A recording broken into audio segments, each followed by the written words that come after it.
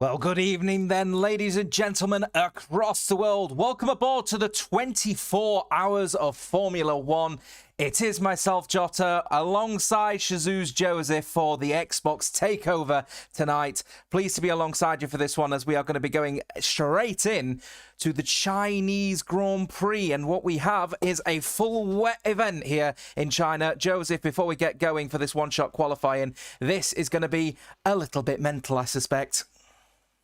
Yeah, it is indeed. I mean, rain throws any race into a sort of chaotic situation, but as the night draws in, especially here in Europe, things are definitely about to get a little bit slippery in terms of the mistakes that we're about to be seeing, in terms of the racing we're about to see, as the teams continue to compete competitively, of course, but what an event this has been so far.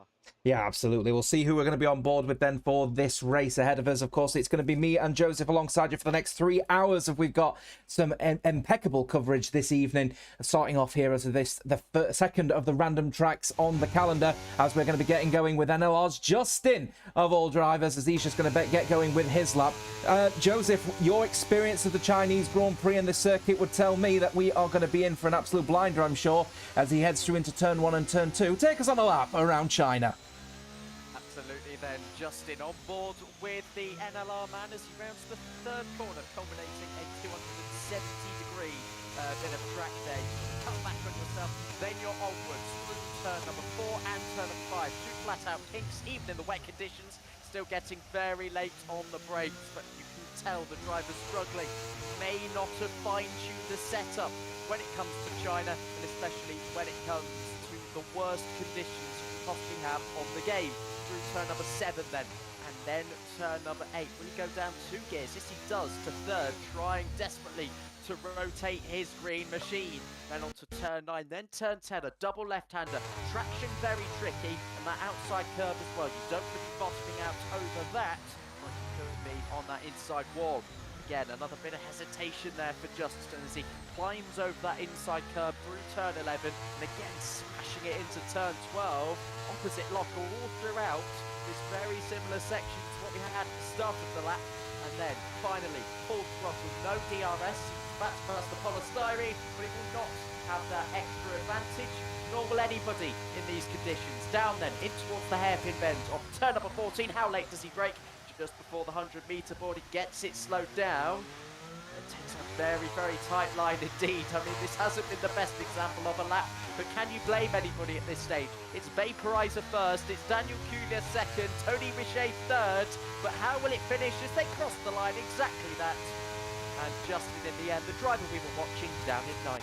Yeah, Team NSX are the drivers leading from the front then in the end after that one. And some seriously good pace out there, but to say the least, the conditions out there are described as treacherous. NSX Vaporizer in the end then leading from the front, but only beaten by only beating the nearest runner, the F7R driver of Daniel Cuya, managing to beat him by 62 thousandths of a second. And only 75 thousandths of a second back is Tony Ritchie for Team ABS as well. So really, really close proximity between the drivers in the top 5. The question is that going to transpire into what will be a pretty impeccable race? That race start is going to be extremely critical, I think, Joseph.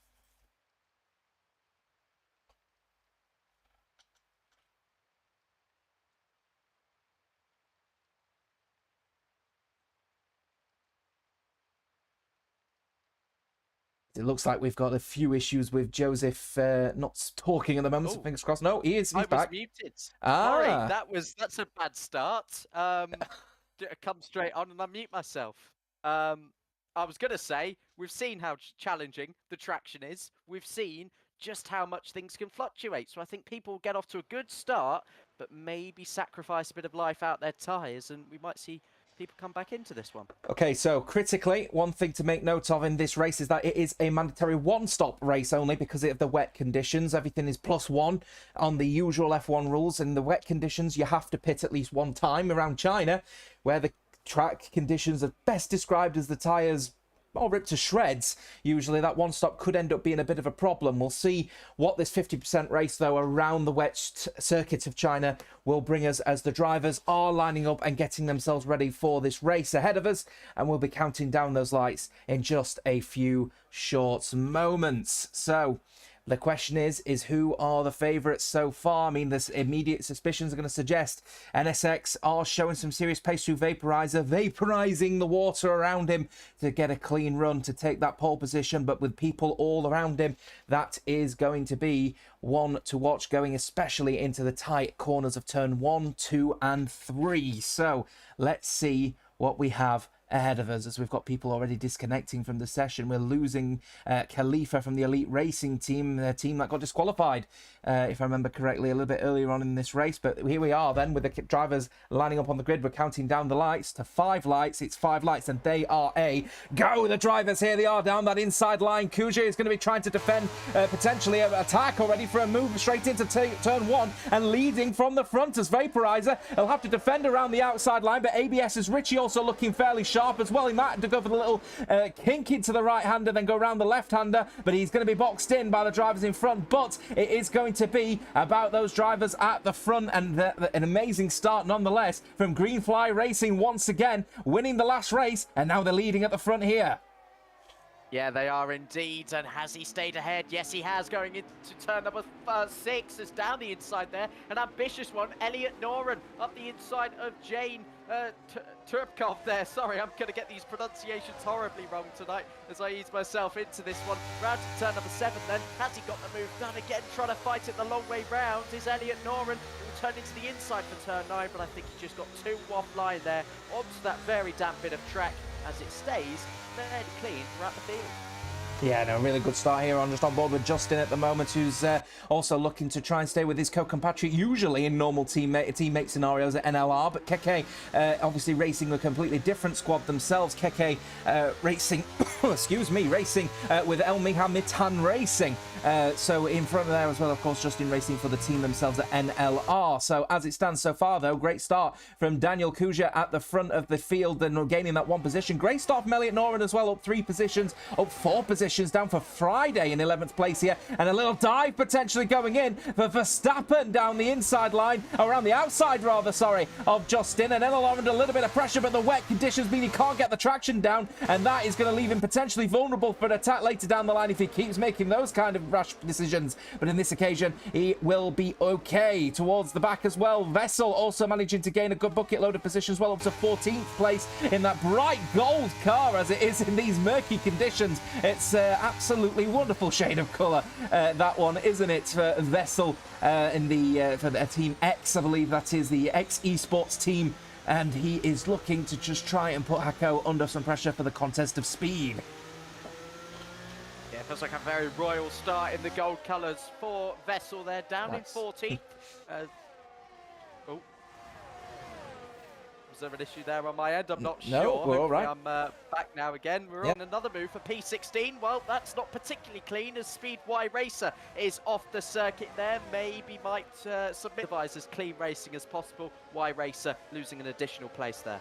Yeah, absolutely. Just keeping an eye out on the battles all around at the field at the moment. Verstappen obviously making some pretty critical moves early on in this race, but unfortunately losing a couple of positions himself here. So Justin in 7th place, gaining those 2 positions, able to keep the distance from the QVR driver.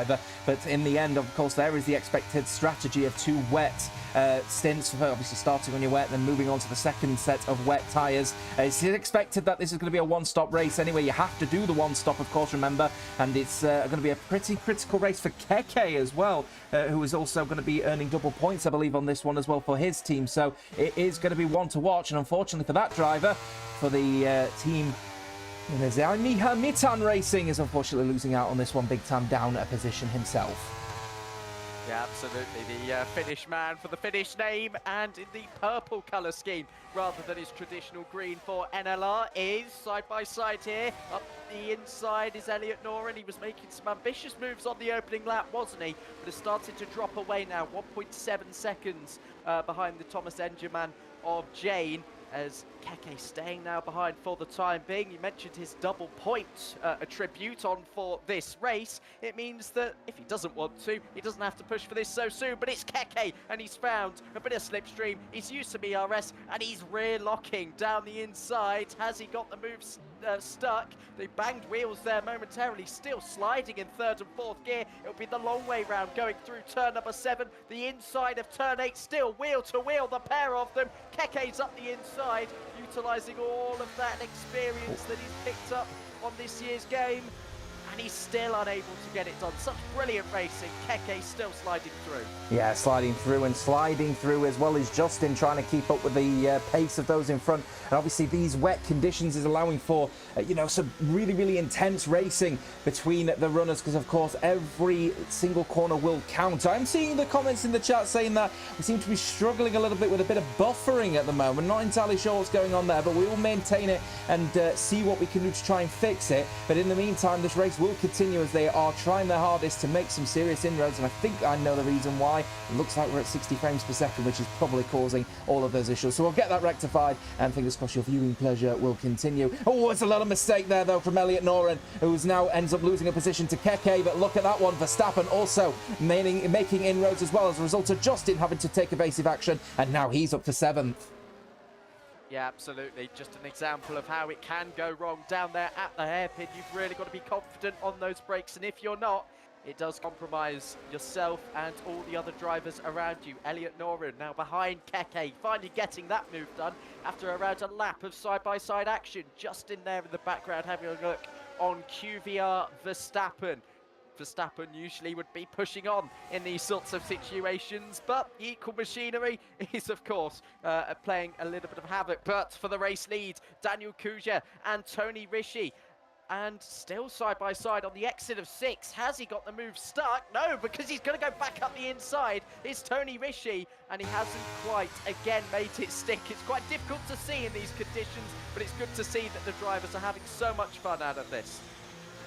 We'll be taking just a very few short moments here, so we might disappear off the screens just to see if we can try and get this issue rectified. Not sure what you guys are seeing at the moment because everything looks absolutely fine on my end, but apparently it's like a PowerPoint presentation out there, so we'll keep an eye out on that one. But we'll continue with our coverage as Vaporizer looking to try and get as close as he possibly can to those in front. Tony Rishi getting pretty close in the ABS sort of car as well. Vaporizer not able to counteract so far for a good pole position. Down a couple of positions already, so he's struggling a little bit with the race pace, but his qualifying pace was relatively rapid. So what's happening in the race, I wonder?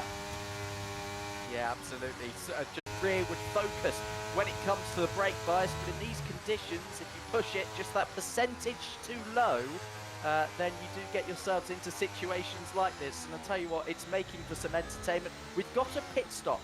It's Rezify down there in P18. I wonder if this is scheduled or not. Unless there's a front wing change, it looks like his wing is intact. And no, on go another set of wets, so he's just taken that stop early. Just monitoring the situation there as we did go briefly offline for a second as we reduce our output to just 30 frames per second, and hopefully that should increase your viewing pleasure out there. But just keep letting me know in the chat as well. I'm sure you guys will anyway. Nonetheless, Tony Rishi in second place then, and losing a little bit of time then to Daniel Kvyat at the front of the field at the moment, as we do have a little bit of racing at the moment for P12 and 13. Got some good racing actually happening involving YK17MTK at the moment. So I think he is the driver running, I can't quite recall actually, in the purple tee. We'll get there in the end eventually, but he is looking fairly sharp out there at the moment. I believe it's Relentless actually he's racing for. He certainly is. I remember the stars on the side of it. So yes, he is the Relentless team, racing with the Contest of Speed driver of Hako at the moment, who is down in 12th place and looking fairly solid actually, to be fair, to just try and hold on to his position. He's one of the only a few people in that sort of midfield at the moment to actually hold on to his position. Everyone else around him gaining positions, so he'll be aware that they'll be on a bit of a roll at the moment, won't he, with gaining those positions. Yeah, absolutely. It's again just about momentum at this stage. Oh my word, I've just tuned back into the Elliot Noren Justin fight. Justin completely sideways coming through the hairpin of turn 14. It's an absolute miracle at the moment how these guys are continuing just to push on. while they are racing under such little grippy conditions. Will anybody else dive into the pit lane? No, they haven't. So Rezify just going for that early mandatory pit stop. It's a 35% race if you're just tuning in tonight, with it being our wet round. It will speed up the process to make sure we get to round number 9 in time as well. For the time being, a three-way fight for the lead and some battles behind as well. Yeah, it looks like we had a bit of a desync scenario there involving Justin. Looks like a bit of a tank slapper and ended up getting involved in a collision there. I just saw caught on my replay. Very odd indeed, to say the least, as we're just keeping a firm eye on the esports version of the Contest to Speed driver Jays, who's looking increasingly like he's going to be under a little bit of pressure here from Elliot Noren. Elliot Noren, the driver, being represented by that wonderful shade of pink, blue, and a bit, I don't know, it's like a pink, blue, and a purple, isn't it? Of that driver, and he being represented by Team Humberger, I believe. So incredibly sort of bright colours here, not being best represented in the rainy falls of China at the moment, but he is getting increasingly close here to potentially putting the Contest to Speed esports driver under a little bit of pressure here, as you can see again the rear end just not able to stick down as you might expect in these wet weather conditions. But here he comes then with the overtake available. He is making the moves as Vaporizer up to second place, but this move for ninth, he will get close actually onto the grass from the Contest of Esports drivers. Absolutely determined to have the racing line, but will he go for the dive? Will the driver for Humberger? He certainly will. Going into the corner, getting a rear lockup, and in doing so, drifting around the corner, locking him out from making any kind of switchback for the Esports Contest of Speed driver. He's now up to 9th. Absolutely murked there, hungry for more for Team Humberger, and see in his sights Keke now as well. Important to note, Keke 4.6 seconds behind what is now a four-way fight for the leads. But interestingly, if there was DRS enabled, Daniel Kuja would be out of that range from Vaporizer. But again, just more evidence that it is fluctuating all the time, this pace. Mercked up 2 positions, Justin as well. YK17, MTK up 6, our biggest winner so far. Vessel up 5 there as well. When the moves have come, they've been fairly brave. Mercked, another example of that, down at turn 14. It's lap 7 of 20 now, and this could be a little bit of an easy one now going into that mandatory pit stop. Yeah, absolutely. Because the mandatory pit stop is going to be, a critical element here, actually, because I think strategy is going to be a pretty rife section of this race now, because, of course, if you go too early, you're not going to reap the benefits of it versus everyone else who, of course, may have not burnt through their tyres as much. But being at China, we would expect these tyres to be degrading fairly rapidly here. So we'll see how he goes then through the right-hander for Tony Ritchie. You can see again the rear end just lighting up ever so slightly, but able to hold on, no issue at all. Gap is around about a second between the top 3, and a little bit under a second when you put James Preckhoff into 4th place as well. Battle happening involving Khalifa and Vessel down in 14th and 15th place respectively, as Khalifa making his move up to 14th. Khalifa represented by the team of the Elite Racing Force, Elite Racing Team, if you will, and they are just flying their way through the field after losing that 1 position. Of course, take a look, as you may want to, at the tyres. Everyone on the wet tyres that they started on, except, of course, the driver at the back who pitted early on in this race. First pit stops go coming in, and it will be Merckx who comes in for his first pit stop of this race, and he'll be hoping that coming into the pit stop a little bit earlier, maybe he could get the undercut. We'll see how that one works out, though, on a set of wets, Joseph.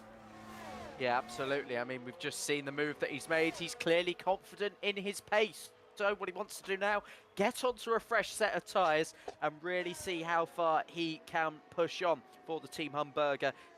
Sorry, the that's not right at all, is it? XL, I believe. For Merckx, it's the XL. Yes, absolutely. I was reading the wrong one on that one, but it is technically an undercut. Usually would associate that with the dry races that we get, but fresh tyres by 7 laps at China, that is a long difference in terms of the pace that you can optimise. Absolutely agree. I think we're probably going to be expecting perhaps more of a 50-50 strategy round here from the drivers. 10 laps on the wets that they start on, 10 laps on the new set of wets. but so people electing to go early, maybe trying to force people into, or bending their hand backwards and say, come on, time, you go into the pit lane. So we'll see what the other drivers do around Merckx, but I would expect that the top four are all going to stay out. We're all in very close proximity. If I'd say definitely top four are all in a good shot of winning this race here tonight, and I think it's especially critical for the teams like NSX to potentially get some good moves in, because they've had that little bit of form throughout the last sort of 8 hours, haven't they? But they've been a little bit topsy-turvy with Green Line Racing, so we'll see, or Green Fly Racing, sorry. So it's all going to be about what they do here, and there is the jump here, and it is ABS that are jumping in. Tony Ritchie is in for ABS, and that will be perhaps the front three being called into the pits on the next lap, I think. Yeah, absolutely. This is really going to start the major role of the pit stops now. Justin is sped in the pit lane. Oh dear, you have a corner to get it slowed down. A bit of an acceleration up to that line, but Justin has just broke far too late. Of course, he wouldn't be using the line in these sorts of conditions, so to picking out his braking point there. Let's see how Merckx is in comparison to the others, and he's jumped quite far ahead of Justin now, who he did get ahead of. That 5-second penalty. You'd expect potentially a difference of around about 8 laps to make zero difference, but you know, around China where the conditions are particularly unstable, shall we say? I mean, come on, you've got to be perfectly candid here and say that because of the tyres being ripped to shreds out there, you know, you would expect the likes of Merckx to start making some serious inroads quite quickly, and that might just force the hand of people around him to go, oh, hang on, this guy's really quick, I better pit in myself, you know. Yeah, it's not nice on the rear tyres, it's not nice on the front left. You've got these long, sweeping right-hand corners for Tony Ritchie, and his gap to the race leader, 22.8. Let's see how that comes down. Has anybody responded? Yes, it's NSX's Vaporizer that's come into the pit lane. Now, this could be a real test of how effective Tony Ritchie's undercut really is. Yane Turpkov behind him as well, also following him in. Does that leave Daniel Kuja? Oh, it's a mistake there. Sorry to interrupt. The contest of speed crashing straight into the back of Khalifa, and that has allowed Vessel to come through. And here comes Merckx as well on those fresh and wet tyres, of course. So he's putting down the power as quickly as he possibly can to get through here. I was expecting there to be some kind of argy-bargy scenario there, but not that quickly. So Merckx now up to 8th place as people coming out of the pit lane, and now up to 7th as a result of that one. So Merckx looking fairly sharp at the moment here, pitting that little bit earlier versus everyone else here. Of course, that's Team XL, who are looking for some big points here, and they've got an opportunity here in the wet conditions around China. There are plenty of people in front now who have all pitted, but the person directly in front of him, Khalifa, hasn't pitted. Look how quick on the gas that XL driver is, and now he's straight up to 6th. Absolutely, and back to the undercut out in front. Tony Ritchie 3 seconds clear of Vaporizer, 5 seconds clear of the Thomas Enger Sim Racing man of Yane Turpkov. 3-second penalty there for Cam Rules. That's the first track limits penalty, which is quite surprising considering it's often lined with the grass or the AstroTurf here, and you aren't going the full traditional speed to be able to really extend that easily. So Cam Rules there, putting himself on the back foot. Elliot Norum side by side with YK. Hey, oh my word, that is astonishing. They've held it through there, but YK's taken to the grass there on the inside. He was always bound to understeer. Once he got those tyres dirty, a bit of contact there for 13th, but that's solely on YK there, I think. Yeah, we just unfortunately missed that one there, as I'm just trying to keep an eye on the stream health to make sure you guys have got the best opportunity to watch this race here tonight. 13.8 second gap between Daniel Kruger and Verstappen. He comes into the pit lane, does the former driver, and that is the Team Green Fly Racing driver now coming in. Of course, they want to keep on with the good form. They've got Thomas Ronhart coming back to the grid at round 10. That's in Australia, so a little bit of racing to go before then, but they need to keep up the good form, especially if Ronhart is looking fairly sharp at the moment. Out there is the F1 Sim Racing World Championship leader. Friday at the moment down in 15th place. The driver Friday being represented, or representing, actually a team that's let's be candid, a beautiful shade of spotted colours all around the field, I think, actually, on Friday's car. Looking rather nice indeed, but they've got more people coming into the pit lane as well here. There's ORT and Cam Rules coming in, I believe. That's for Esports Wales, and finally getting able to get a sort of pit stop underway here. Esports Wales not having the best tournament so far. They're looking to try and keep up the form that they can, as Jay's another 3-second time penalty being added in now, as you've got people being nodded, and it is Jay's, I believe. Looks like a little bit of a shock happening there. Oh, wow, 3 wide. Yeah, Jace has gone around there and down the inside. Elliot Noren on YK. Oh, he's forced him off the track there. They bang wheels. And YK, who was on the infield just a moment ago, now takes to the outside of the circuit. And Friday going through, that's the Children in Need livery. Quite fitting, the charitable nods there to Friday and his team. He's through on YK, who has now lost 2 positions there in the space of 2 corners. I was wondering where that livery had come from, to be honest with you. And to be honest with you, I'm also trying to find where Friday is on my list at the moment. So unless he's unless a name has not been missed out here, I'm wondering exactly who this Friday guy is at the moment. But we'll figure out where he's from in just a few short moments, I'm sure. But at the moment, the Children in Need livery car are actually doing quite well and nearly got a double overtake on the drivers around them, but unfortunately wasn't able to do so. A little bit of lagging actually coming from the car. And then we've also got Elliot Noren as well. 1 lap old, fresh and wet tyres for him, as Vaporizer goes fastest, 1:47.342, as we've got QVR Verstappen finally in the pit lane for Clean Vigor Racing. Now into the pit lane, fresh set of wet tyres. The last driver to make their mandatory pit stop, so he will be the quickest out there purely based on the tyres, but will he be the quickest by the timer is the question here. Jane Turpkov, if you will, in 4th place at the moment, and he is looking to try and maintain the pace for the Thomas Enge Sim Racing, and looking on for some good points actually in 4th. Yeah, absolutely. Reminder, points for every position in the 24 hours of F1. That's why everybody, even though a few are quite far off the back, they all want the points. It all adds up over the 24 hours, doesn't it? Justin in P6, of course, 5-second penalty. That's really going to be a big talking point in his inter-team rivalry with Keke going forward to the end of this race. We've lost Jays, unfortunately, as he had that spin earlier on. Might have been lagging a touch, which may have caused some of those issues, but either way, I'm going to have to try and find a way to get him back in the lobby.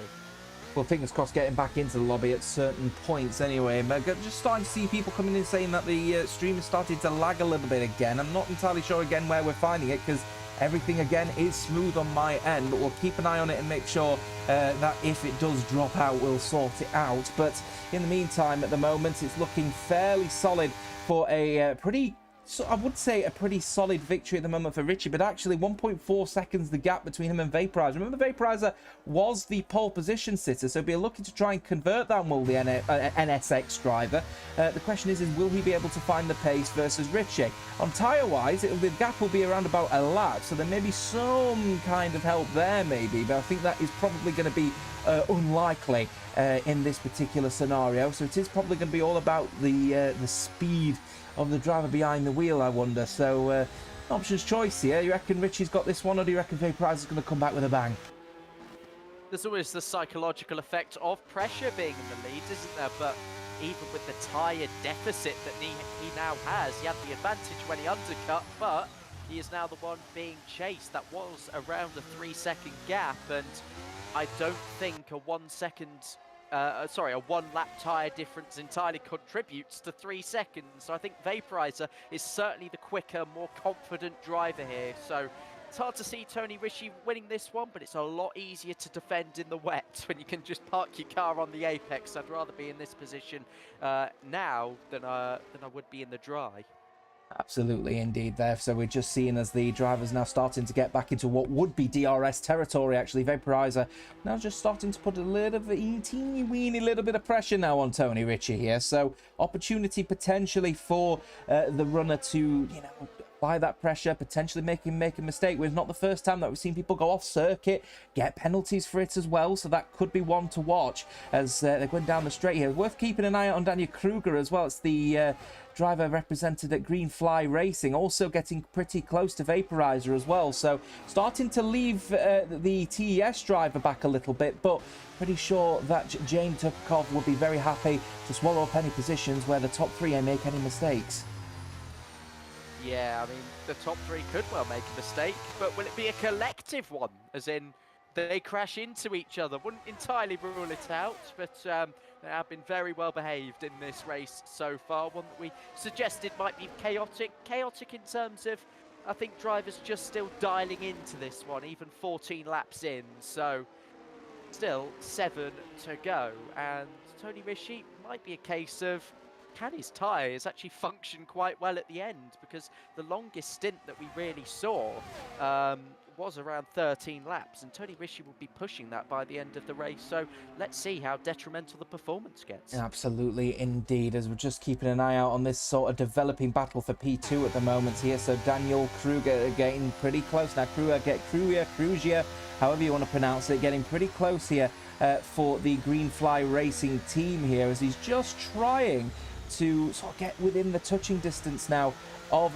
Vaporizer. And then Vaporizer again, look at that, the rear end stepping out, and he's using the car to glide around the corners, but it's not the quickest way around here. And Kruger is starting to sort of feel like there's an opportunity beginning to open up here, and the car in front again just not looking stable, you'd have to say. So I'm wondering here, is that pressure on Vaporizer to try and convert pole position into race victory now beginning to hinder his performance towards Tony and actually falling into the clutches of Daniel Kruger? I wonder, we'll see. Is he coming now down towards the main hairpin here? They're getting closer and closer and closer. Richie actually might be under a little bit of pressure down the straight here, so a little bit of a lower downforce setup perhaps for Vaporizer, but they all remain as they were in first, second and third. Yeah, I'm going to start watching these top speeds to see who might have the upper hand when it comes to that 1.2 kilometer long back straight as we start lap 15 now. Again, closing up. There was a bit of a concertina effect going into the hairpin. Vaporizer darting out of the spray from the car in front, maybe just to get a sight as they go through turn 1, 2 and 3, where you can carry so much momentum. And if you have that grip on the inside, or you can find it there, then you can make a lunge and get to that apex and see your rival out wide. But it's not to be this time as they complete the first sector on this lap. Still a 3:10. Oh no!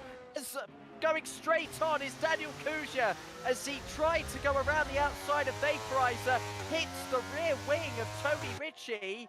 He does get past Vaporizer, but goodness me, there was the contact I was alluding to. Yeah, potentially, and this is where now that pressure's starting to come into play. Richie stays in front, and we're not expecting, please correct me if this is the situation, but I don't think the damage model is on that in such a way that the rear wing can get damaged that heavily that quickly. But in this situation, Richie is trying his hardest to hold on here, and of course that will be a massive detriment if he does have a little bit of damage here. But Kruger staying in second, Vaporizer still in third. But is there now going to be a challenge going into the hairpin, I wonder, on the pressure and on the pulse? Is that driver for Kruger, but losing the rear ever so slightly puts him under a bit of pressure potentially from Vaporizer. Vaporizer losing out. Sector 1 yellow flags wave, that's for a slow car, I believe, of Speed Y Racer. Here comes though Daniel Kruger down the outside line. He's going to have to go around the outside of the hairpin. Richie is later on the brakes, and there is Vaporizer just tucking in to see if he can potentially get some positions gained out of the pair of them. But in the end, they remain in formation with Richie in front from Kruger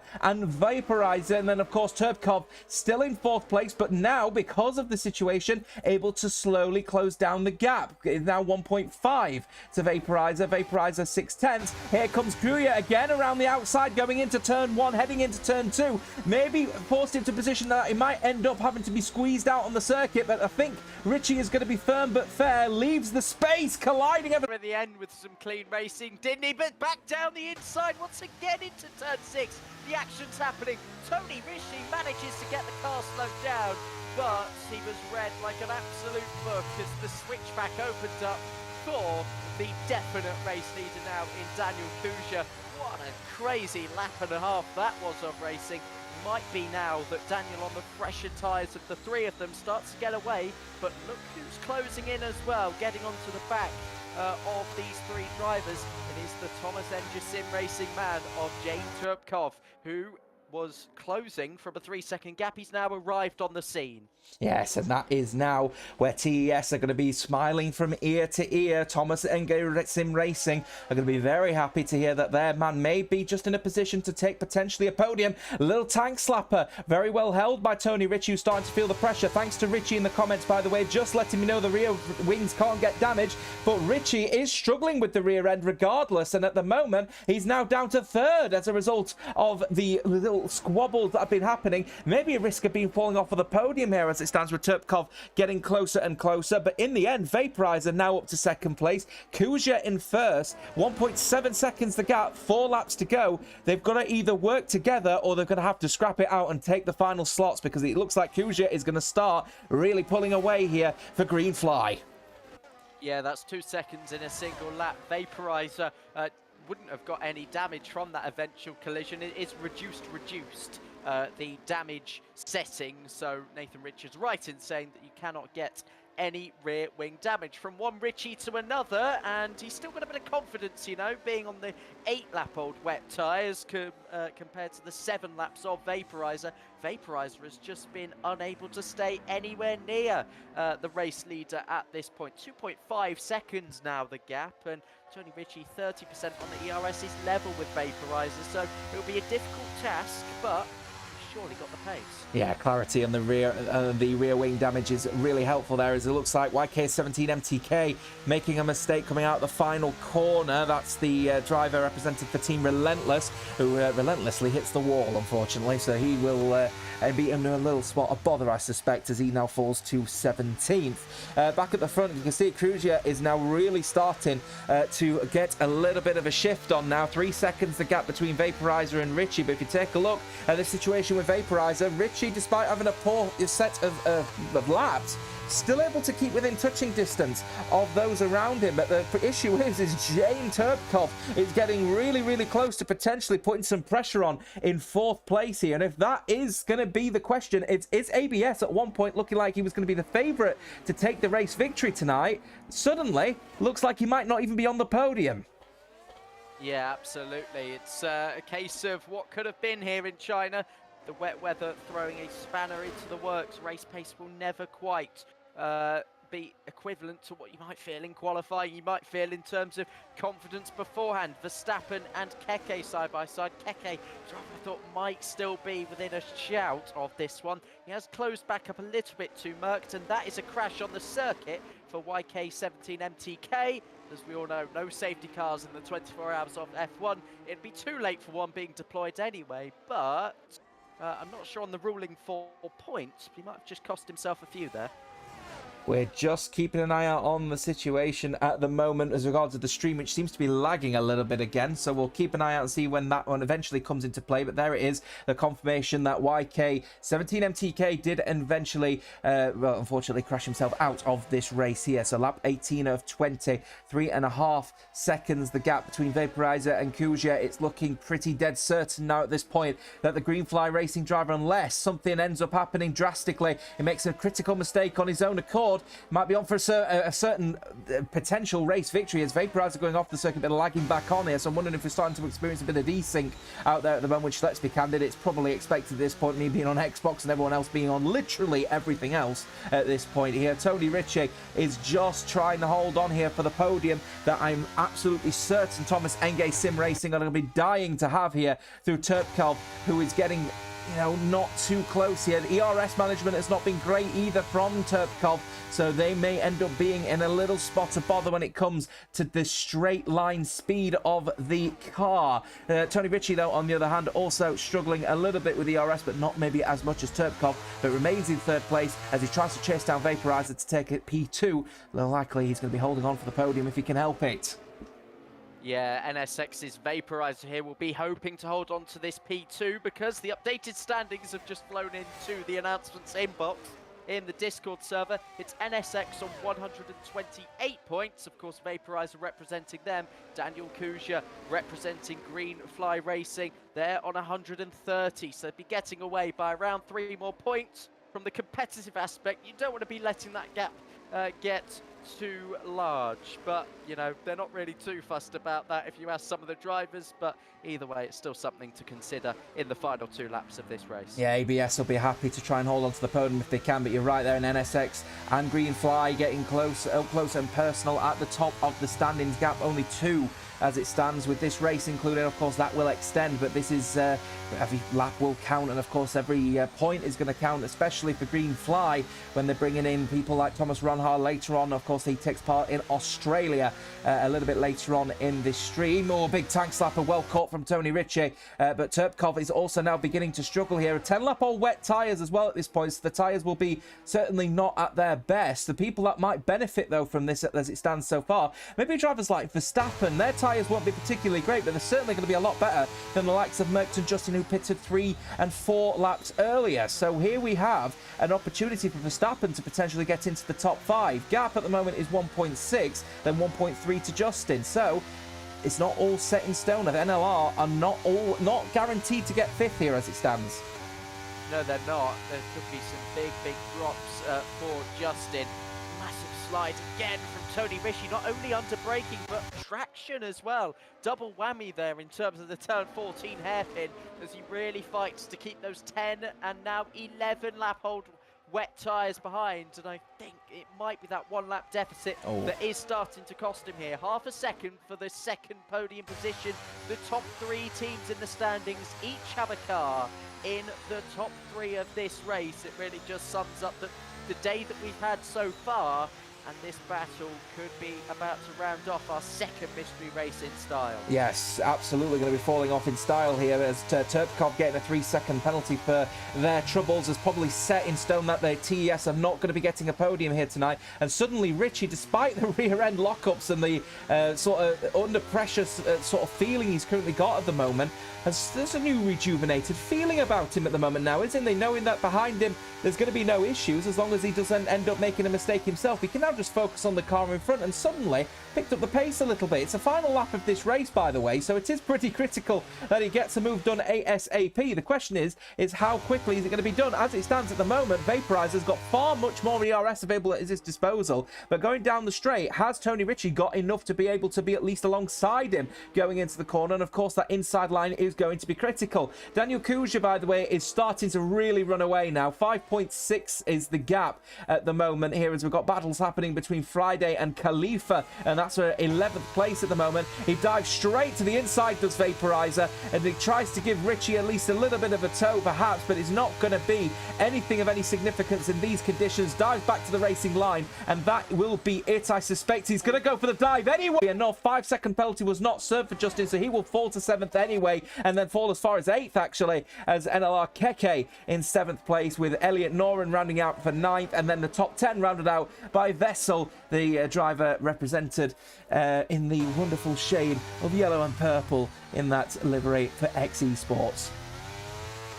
Yeah, fair play actually to the ABS driver in Tony, because he did lift off the throttle going into that final corner. He did acknowledge that that move would have been a pretty blatant punt to pass, so I don't think any further cause for investigation is needed. Congratulations to Daniel Kuja. I know we got a podium earlier this afternoon, I think in Spain, but that has just added to his pretty impressive tally throughout the course of the day so far. He didn't look back following that overtake on the 2 drivers that joined him on the podium.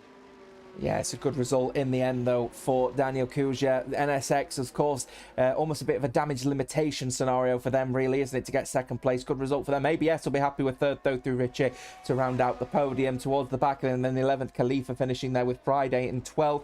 And then the contest of speed through Hako finishing in 3rd. Chris as well in 14th. And then Resify 15th. Cam Rules finishing in 16th with the esports contest of speed in 17th. And then the Speed Y Racer in 18th, of course.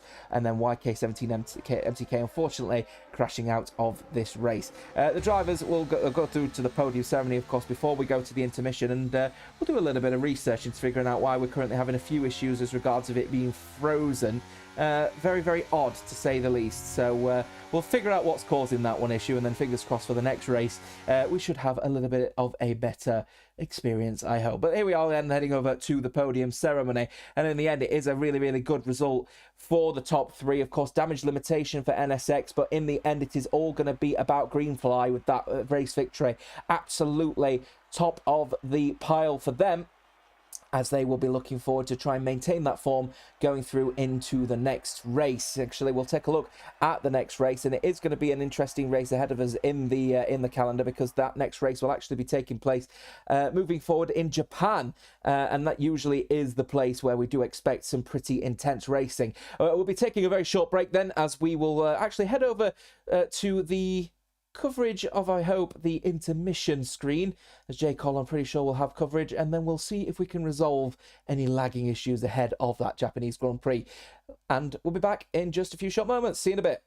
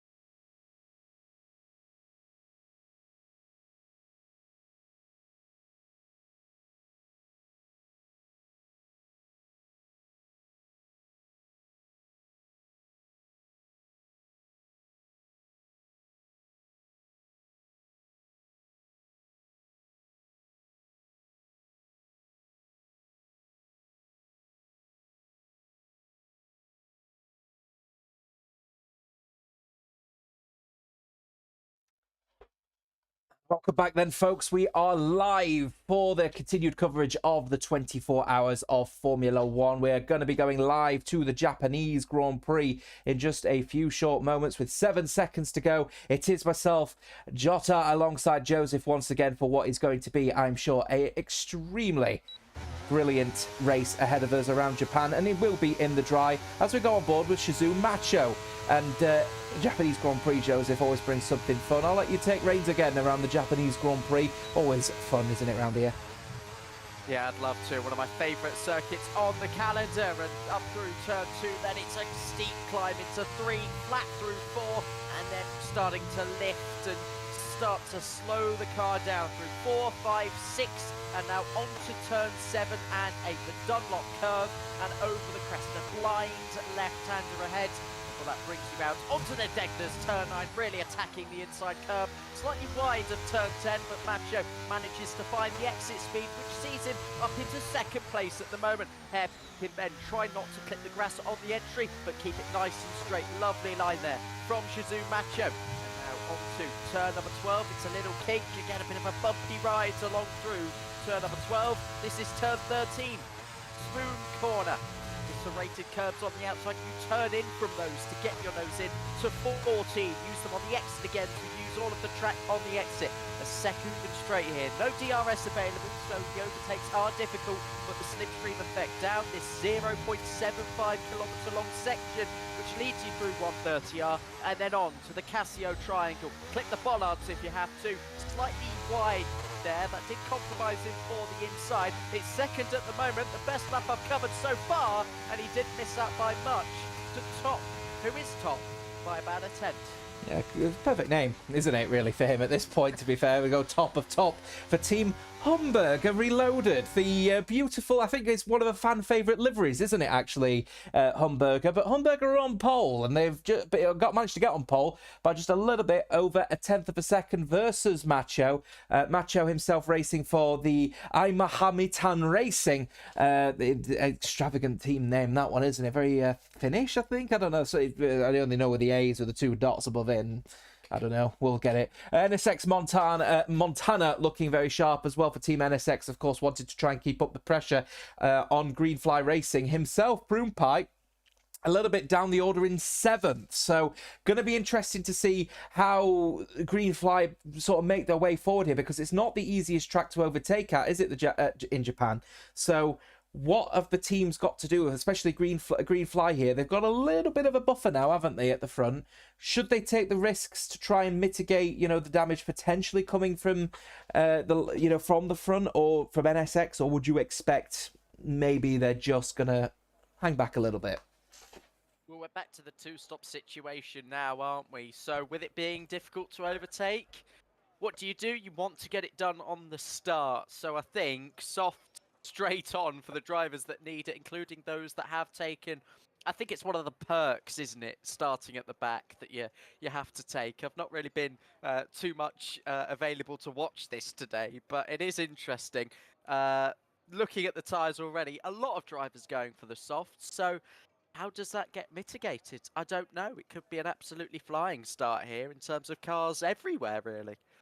Going to be interesting to see anyway, especially with all of those runners that are sort of in close proximity with each other. As I said, we've had that really, really tight battle happening at the moment, especially between NSX and Greenfly. Next race, the F1 Sim Racing Championship leader Thomas Ronhart is going to be sitting in Greenfly Racing. So if there's any opportunity to take points off them, it's got to be now for NSX. So let's see what they do at the front of the field. The drivers are lining up now, and they're getting themselves readied up on the grid for what I know will be another exciting round of racing here at the 24-hour of Formula One.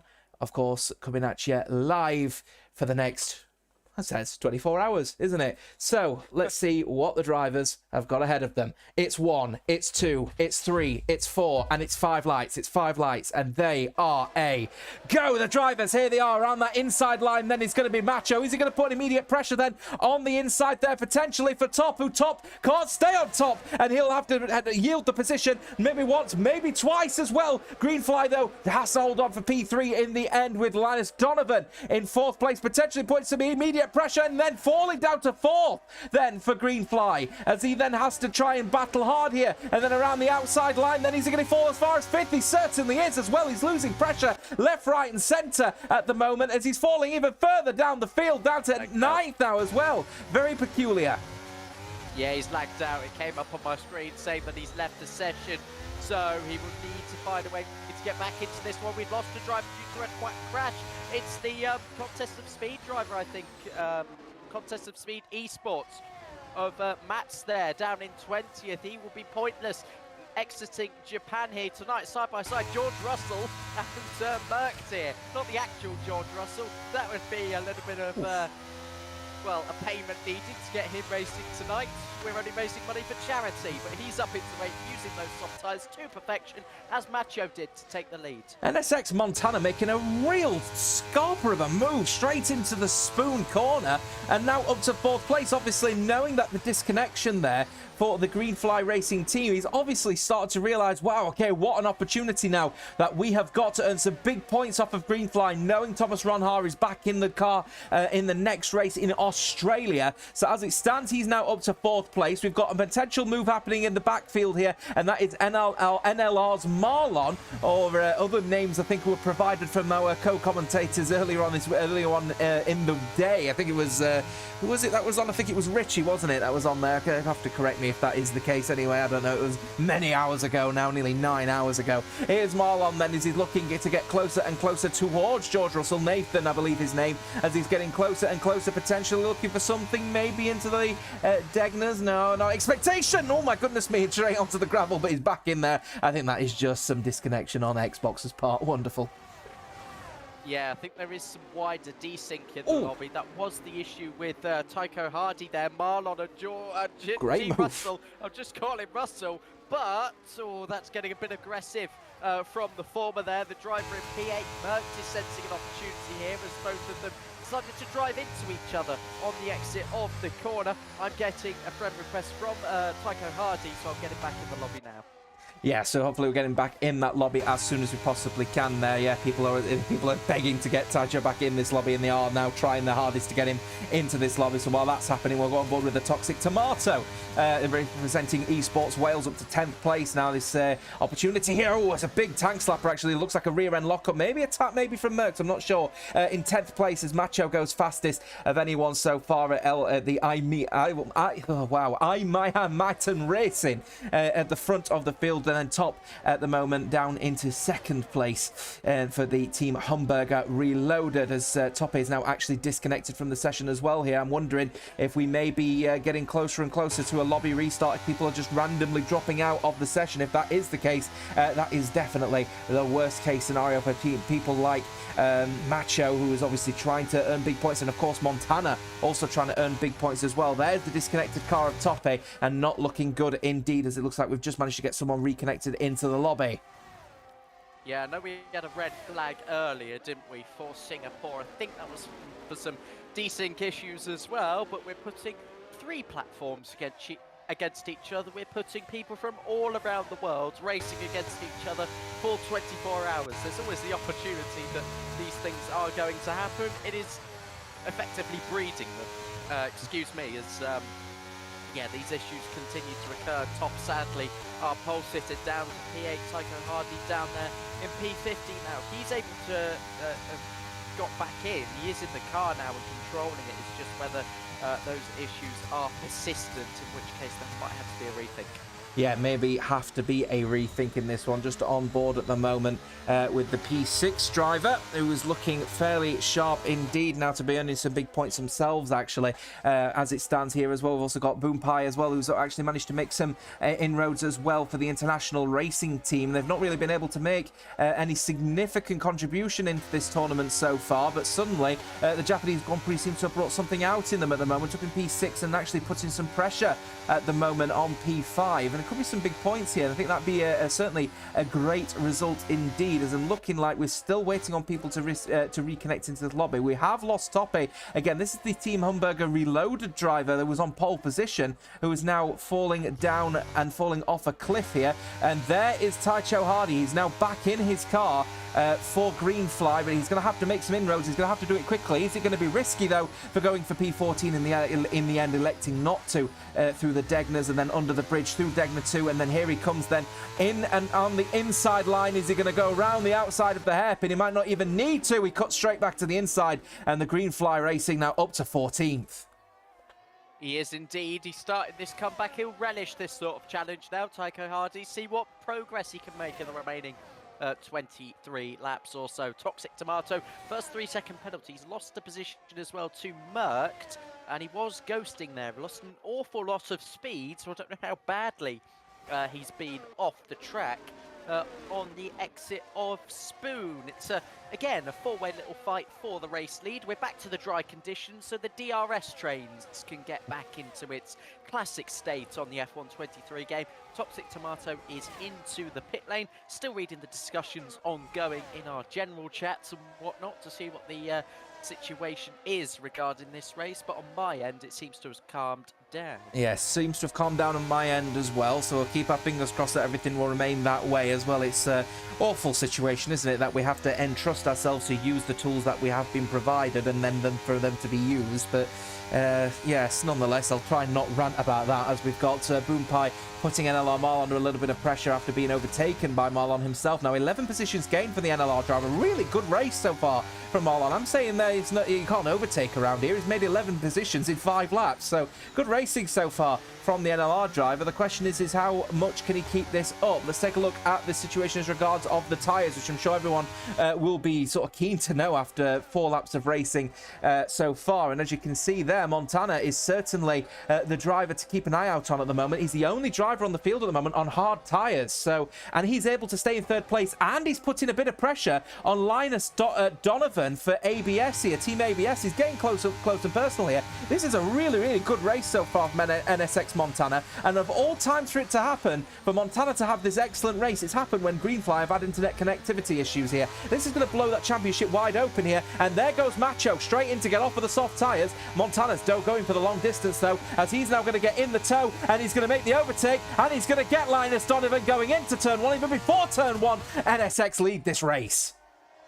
Yeah, peculiar one, because hard tyres in a 2-stop race, so I'd usually think you want to avoid those, but what is he cooking, NSX Montana, as he has the lead, but can he extend with those hard tyres? I think it'll be tough, because the soft tyres still in quite good nick. The mediums will be improving still as well.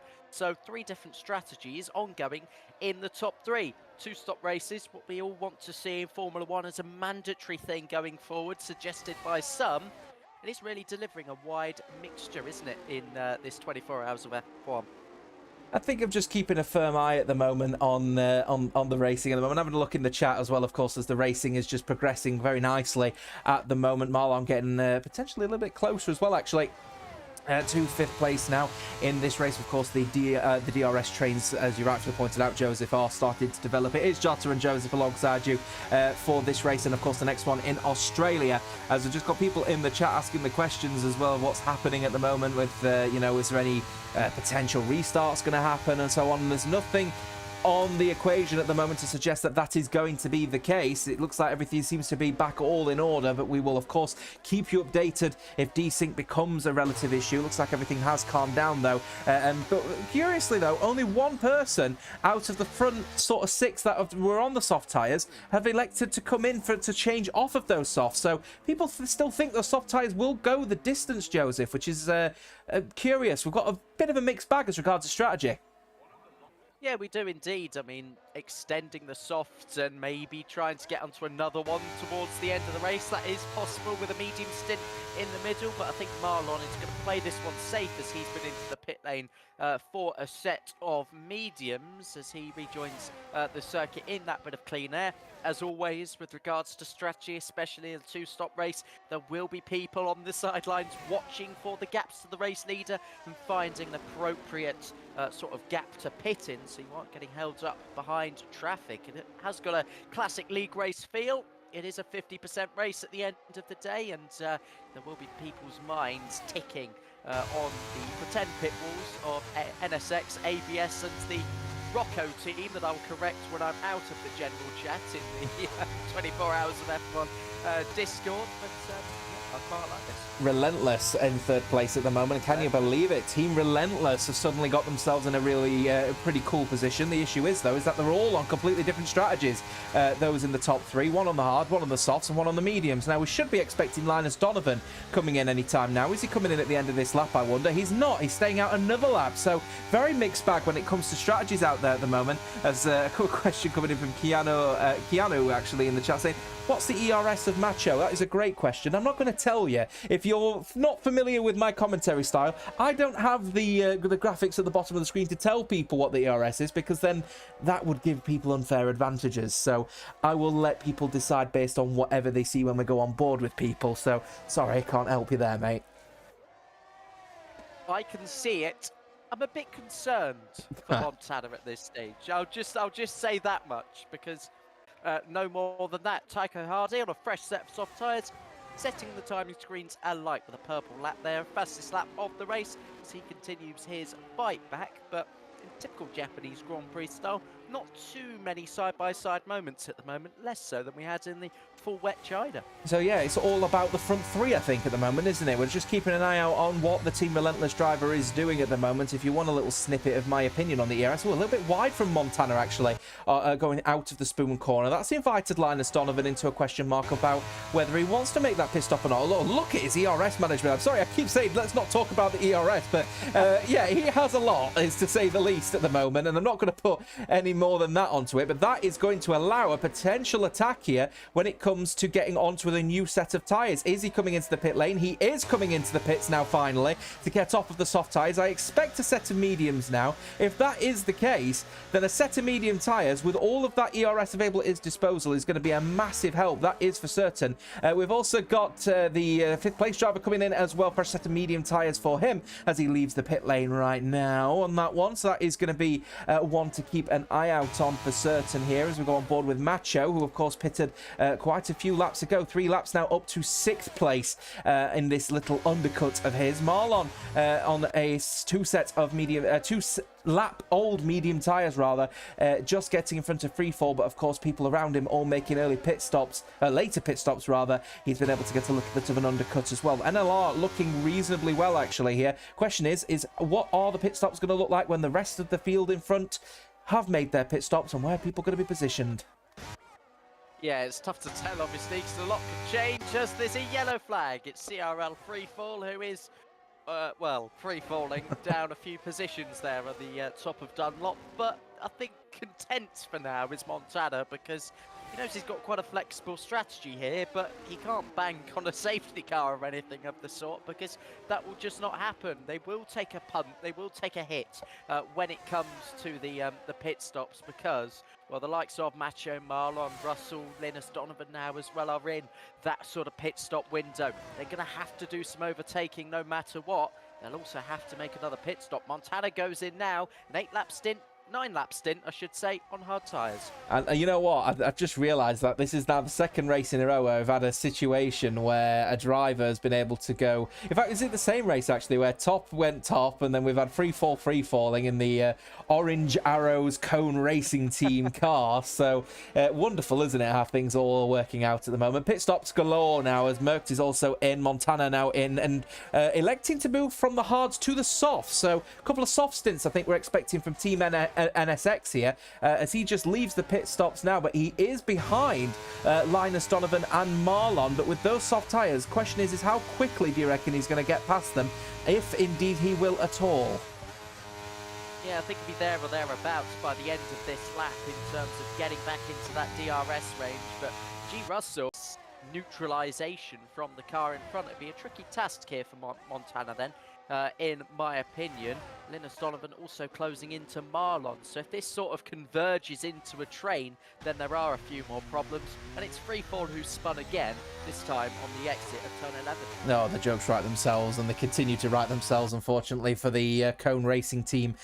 Driver who is now with no front wing at all for the runner here. So Rocco Reggie is now in the pit lane now. Of course, he's the relentless driver who at one point the team didn't look like they were going to be anywhere near first place, but he has led a lap and he will be in the pit lane now, leaving, as we've got Boom Pie also leaving. Fresh set of soft tyres for him, medium tyres though, curiously, for Reggie. So the driver's now obviously being all overtaken by those that committed to the undercut. Soft tyres on Montana's car, as we said earlier on, and getting a little bit closer now towards Russell Nathan.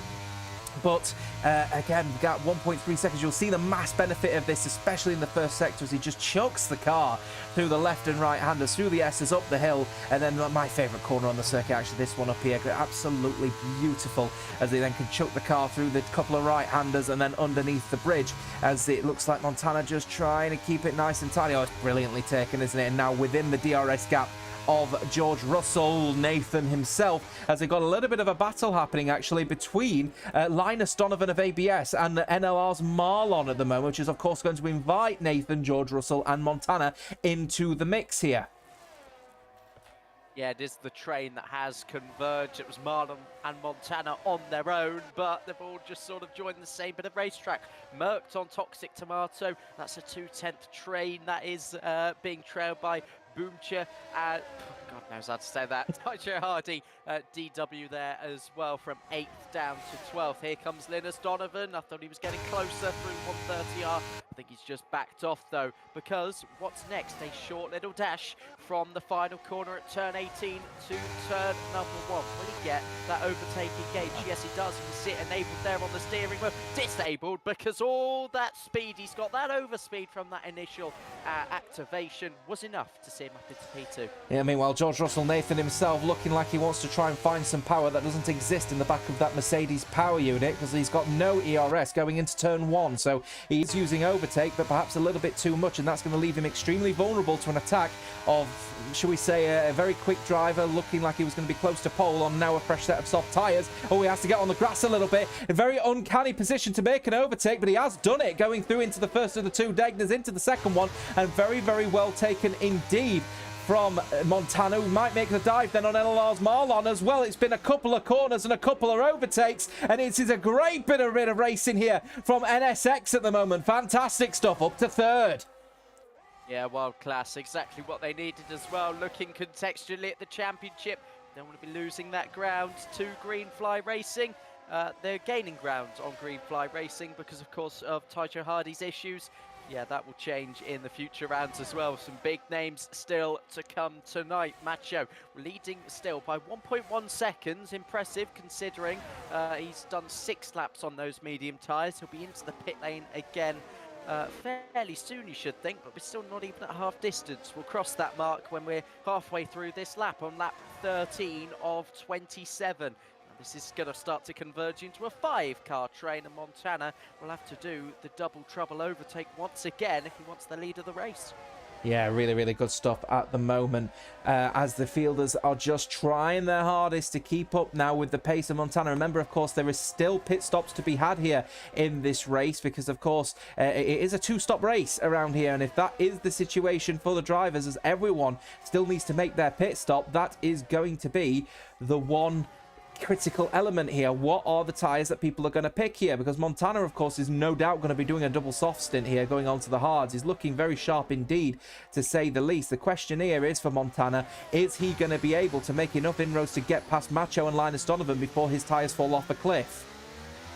Yeah, I mean, talking about tyres falling off the cliff seems a little bit cliche, in my opinion, when it comes to the 2-stop race, but I still think that it is the possibility of a problem, because, well, you don't want to leave it too long, do you, in these sorts of races? So Montana, 4/10 behind Linus Donovan, again, who has closed in round about that 6/10 needed to get in within the DRS range, has Linus Donovan. Look at the slipstream he's picking up, actually. It's dropped from about 4/10 to about 1.5/10. coming into the Casio Triangle then for the 13th time. Linus Donovan might well go for this here. He'll have superior traction, as will Montana behind. There is something being set up here. It's starting with Linus Donovan, who is gaining, because you can see that Macho is flashing, and it goes all the way around the outside at turn 1. A stellar move from Linus Donovan, now P1. Yeah, the issue is, though, Macho and Montana both electing to burn through their ERS now, and now I've got pretty much sort of in. Oh, he's made a mistake. He's on the grass. Actually, it's Linus Donovan, and that has now invited Macho and Montana right back into this fight now. And he's, of course, going to have a little bit of a scrub set of tyres now as a result of that one. A bit of an uncanny mistake that from Linus Donovan. He was making some inroads, very happy to do so, and he just had a bucket load of understeer going through the left-hander at the top of the hill. He's hit the gravel. He's now got dirty tyres. Now, I should imagine they'll be beginning to be worn down. That dirt will now be winding off of the car, but it's still going to be a little bit of a problem and perhaps a bit of a knock on confidence. You can see there, missing his apex again, only just managing to get it back at the second apex at Spoon. So is this Linus Donovan now going, okay, I've got an advantage here, but I can feel a little bit of pressure coming? It can indeed. My screen has just faded, so I'm trying to see what's happening with the battle. Oh, it's Montana. Macho, and it's Montana around the outside. Oh, he's clipped the grass there ever so slightly. Still manages to get it around the outside, though, and make the apex. Wow, look at Marlon. On the Wow. inside. Oh, my word. A double move from NLR's Marlon. And he's powering on now. It didn't look like the opportunity had presented itself, but he saw the compromised exit of the two in front of him. And on the second most worn tyres of the top 4, he's made that work superbly. Absolutely fantastic from Marlon. I was not expecting that. He just saw the opportunity, sized it up, and made a fantastic move. And suddenly, Shazoo's Macho is going to be wondering how he's lost this position, and now he's down and off of the podium as it stands. And Montana will be wondering how he's not in first yet with these fresh soft tyres, and he's limited on his ERS as well. So this second stint has not gone as cleanly as he wants. Ooh, a really, really big oversteering moment from Marlon. Very well caught, though, from the NLR driver. But NSX need to earn the big points here because, of course, they are trying to earn points off of the back of Greenfly Racing, who of course had that big disconnection earlier, and that driver is currently, I'm trying to figure out where he currently is at the moment, somewhere in the field, down in 13th, Tacho Hardy, and he's just come onto a fresh set of medium tyres for his second stint, so they'll be keeping a firm eye on 13th place at the moment. Yeah, we are. I mean, Tacho Hardy, second pit stop. He's the one of 4 drivers, I think, to have made that second landmark in this race. Yeah, I was right on that one.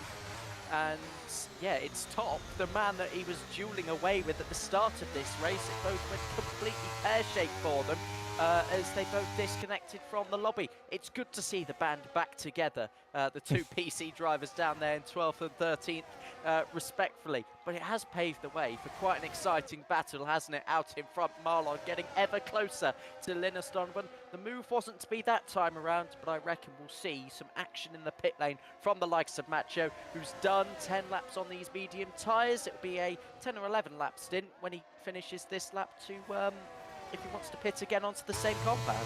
Tacho, I'm just keeping an eye on Tacho Hardy, then obviously now getting closer and closer to potential overtaking from Tope. Now, of course, Tope did manage to reconnect into this session in the end, but what a disappointing set of events it is for Humberger and the pole sitter, who is now down in 13th place on what is going to be a considerably old set of soft tyres very soon. So he is not going to be the happiest bunny out there at the moment, to say the least, as we just keep an eye out towards that front again then, as Macho obviously down on to a 10 lap old medium tyres. It is 6 lap old soft tyres for Montana. And you've got to expect now that these soft tyres are going to start falling off the cliff. He's actually wrestling the car, wasn't he, Joseph?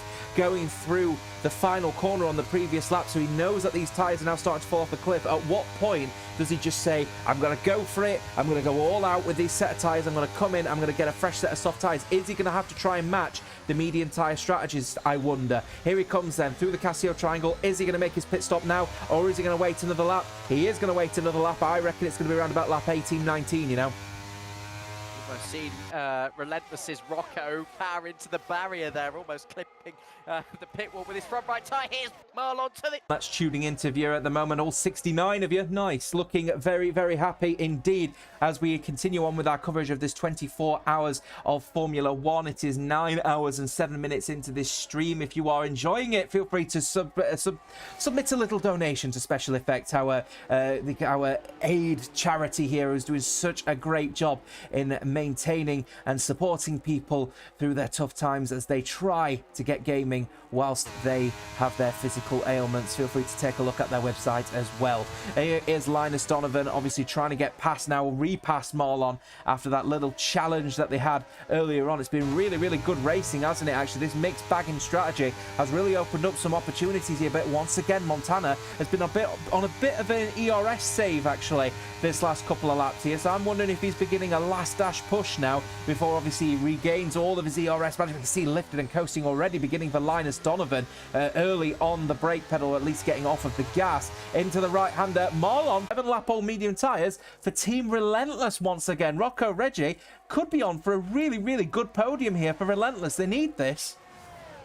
Yeah, they do indeed. I mean, I don't know how long they've gone without one or if they've got one at all, but either way, he does have to pit, and it does have to be a soft compound of tyre, so he'll finish the race on the softs, much like what Marlon is doing, and Marlon will pull ahead, I think, quite substantially with this undercut attempt. He's been flying even in the train. Give him the clean air and he is bound to cook up something quite special here. So 10 laps to go, Marlon advantage, but who is the chasing pack?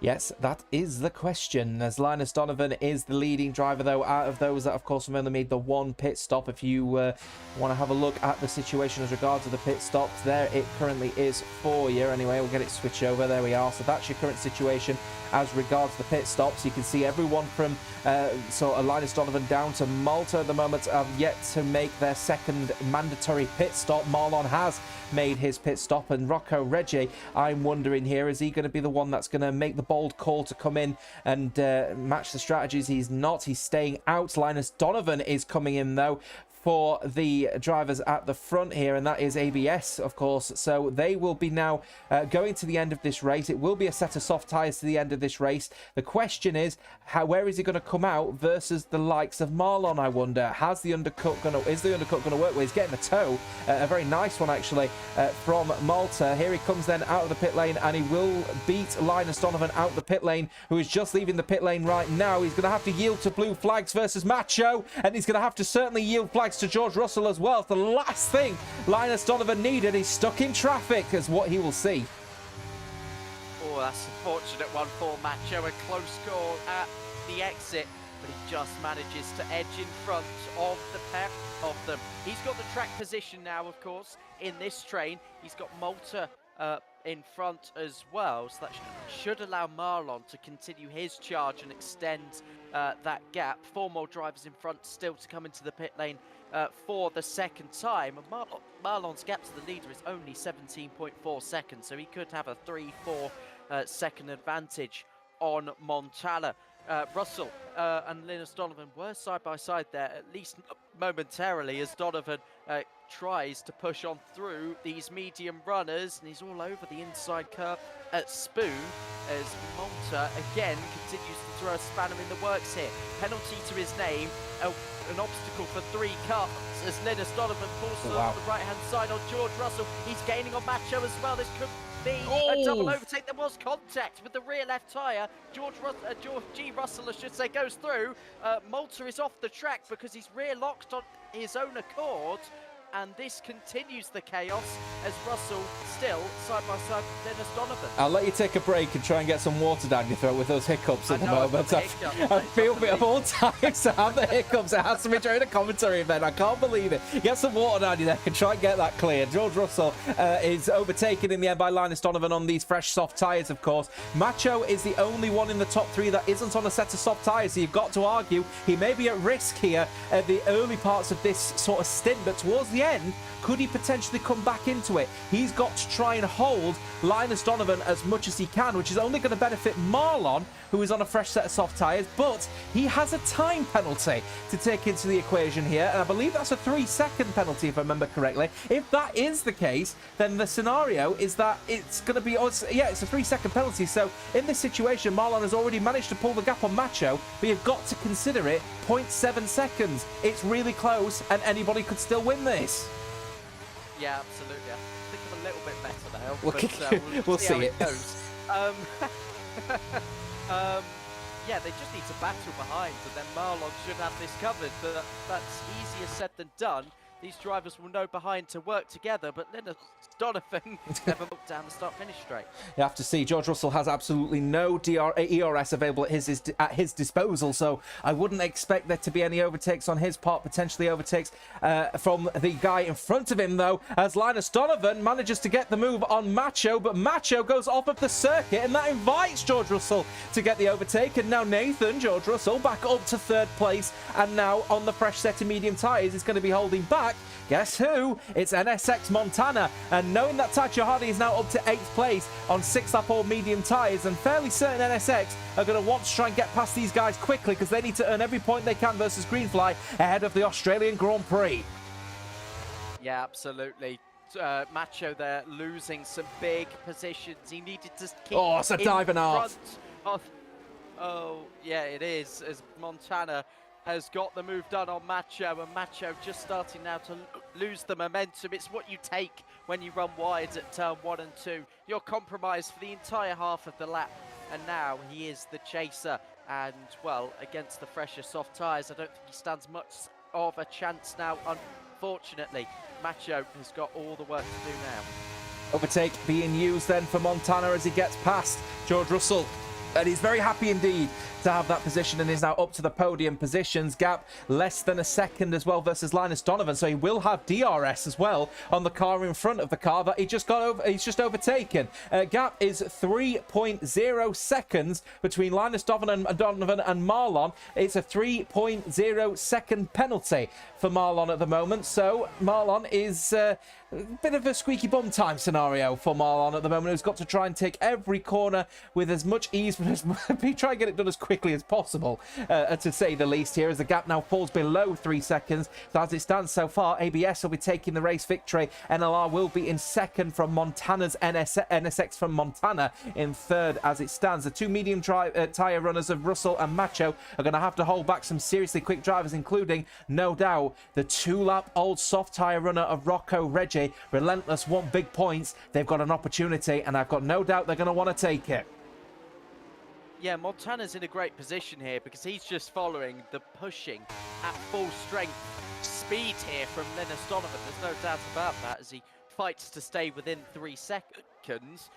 Montana has really just got to make one move to win this race, even though he's 3rd. It's a really unique situation that he finds himself in, but I really do fancy him now. He's got one move to make.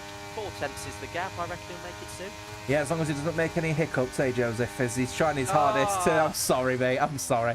He's trying his hardest at the moment. He's not time to get an overtake on Linus, but as it stands, you know, it could be an opportunity to just hang fire and just actually use his ERS. He doesn't have to make any pit stops. Is he going to go for the move? I wonder. He is going to go for it, you know, and he is going to switch positions as Montana now re-overtakes Linus Donovan for 2nd place. Gap 2.5. I'm wondering if there is going to be some as close as we can to Marlon, but as it stands at the moment, Montana wants this race, and he wants it not just by a technicality, but he wants it on merit. Gap is 2.2 and shrinking rapidly as, look at this, Humberger's Toppe managing to go top of the standings as regards to the fastest lap. Top, you know, it is going to be a question of what ifs really for him, isn't it? And Humberger, you know, it's such a shame that he disconnected from this race because he really would have been up there tonight. Yeah, he would have been pole position for a reason, of course, and yeah, now down in 15th, been into the pit lane twice now and has nobody in front of him for 2 seconds and nobody behind him for 24. So that just sums up how bleak his race has been since the issues. I believe he was having trouble actually adding people as well, because sometimes you do need to refresh your game a couple of times for these things to appear. touch wood, I've lost these hiccups now. I was going to say if I do Don't say hiccup again, it'd be a pound in the pot. For charity. Oh, and that could have been some moving under braking from Russell as Rocco now tries to go around the outside. There was a bit of a strange contact model there, I have to say. The wheels sort of interlock there in a way they probably shouldn't have. But Kurda went through there. He's now gaining on Macho, but he's unable to get through because Macho also on the low ERS, so quite similar top speeds there. But yeah, some contact sees Rocco lose a point or two there. Macho's got a little bit of pickup happening on his rear left tyre as well, so you may see a little bit of a few wiggly moments on the rear end here for the driver in purple. So be keeping an eye out on that one. I'm sure Kurda will also be keeping an eye on it as well, because he knows that it's a real opportunity to earn big points here for his team tonight. And of course, it's all going to be about Rocco as well. Relentless needs to get some big points on the board. They've not had a really good championship so far. 9 hours into this 24 hours of Formula One. Plenty of racing to go though, of course. Keep an eye out at the end of this stream of what we've got coming up. Straight after this one, of course, it will be the Australian Grand Prix, and as it looks like Tupkov decided to have their own creative interpretation of track limits and getting a 3-second time penalty for their troubles. Marlon now falling, now nearly to 1 second, and I think that 3-second penalty that is currently on his shoulders is going to be the unfortunate sort of demise of any possibility of potentially winning this race for NLR tonight. So far falling in the favour of Montana, who in fairness to Montana has now managed to break DRS on Linus Donovan. In fact, I think he just managed to sneak in it, only just, but the gap is around about 1 second at the moment. So Montana said he wants to have this on merit quite clearly, and he's absolutely running with it. He wants to try and get this win on merit. If it isn't going to be an overtake against Marlon within, immediately on circuit, the 3 seconds will come into the equation, but he is giving it a good go. It was just that one move that sparked a new lease of life into Montana to actually try and go on and win this on track, as you mentioned. So he just needs to find 2/10 on this lap, charge the battery throughout the penultimate lap, because, well, if he can get any sort of advantage over Marlon, who's running at quite a similar rate of battery as him at the moment, then he'll have every chance to do so. But Montana's also smart, and he knows that that penalty will likely not be appealed at all. Second, as he's going to be heading into the DRS territory of Marlon. Meanwhile, this is happening. Linus Donovan has left DRS territory of Montana. So whilst he's been able to get, he's now going to be able to get even closer to Marlon.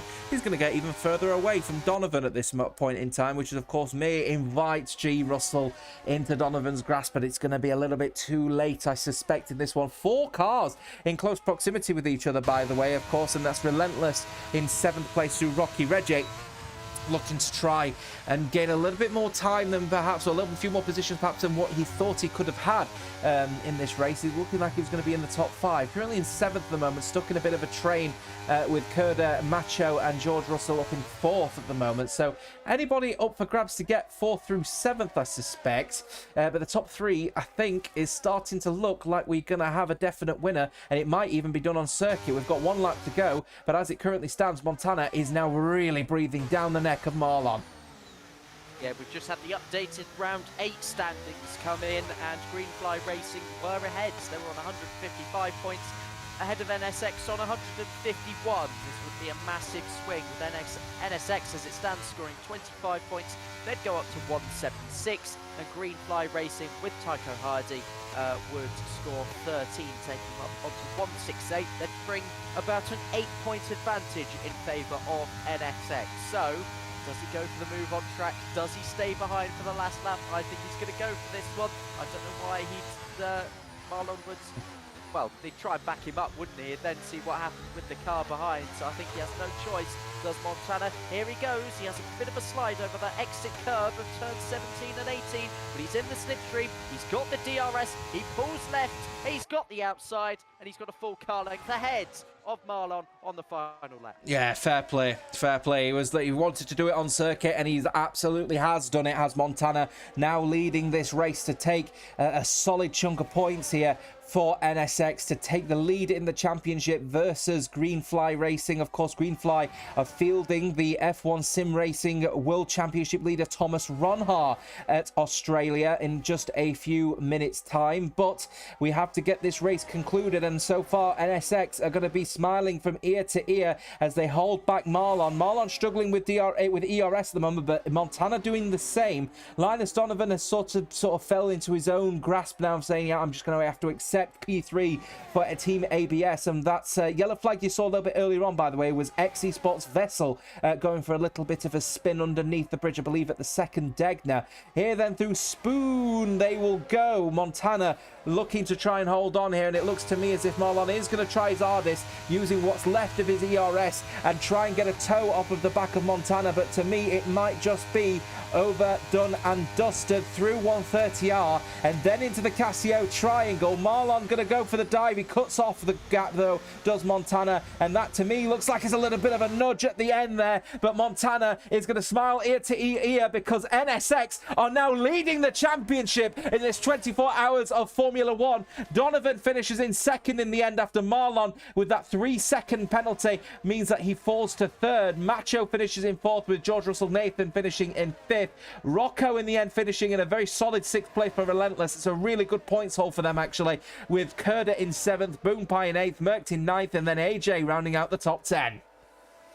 It is indeed. What a brilliant race that was in the end. The dry race finally coming back to us. The two-stop in force, and it was the driver that left it late on the freshest tyres in the end out of the top 5. Rocco on that same strategy, not quite having his way with some contact towards the end. We were mentioning him as an outsider for the podium for Relentless. They will have to wait another round for that to come to them. But brilliant race from Montana. You have to say, a massive, massive haul of points in this championship race. As Taika Hardy finished 15th apparently in the end. I'm not sure if that was some sort of issue, as Rocco now DNF, so the official results that you'll see at the end there as well, because we do have a little something to discuss at the end of this race prior to us going to Australia. We'll go through that in just a few short moments as we take a moment to celebrate what is a very, very great Japanese Grand Prix, a half Grand Prix, if you will, of course, a 50% race indeed. Let's see what we've got if we see this the Swiss man taking the top step of the podium in the end, and what a result it is actually for NSX. They now lead the championship. So that's news to me, and that is news I will gratefully accept. We're going to be in for an absolute blinder then, but here's your provisional results, of course. We've got to incorporate, I think that's perhaps a disconnection from one of the other drivers. It means that these results may be changed ever so slightly, but these are what we've got on the grid. I'm not going to say which person it is, just in case we get it wrong, because of course, the disconnection issues mean that it's not exactly perfect. But what this will mean is that I can very quickly head over to the wheel, the little bug there, which is very odd indeed. So let's try and rectify that one eventually at some point. But the wheel, of course, is going to bring a little spice to the affair. Is being spun along, and we'll decide that the person finishing in P1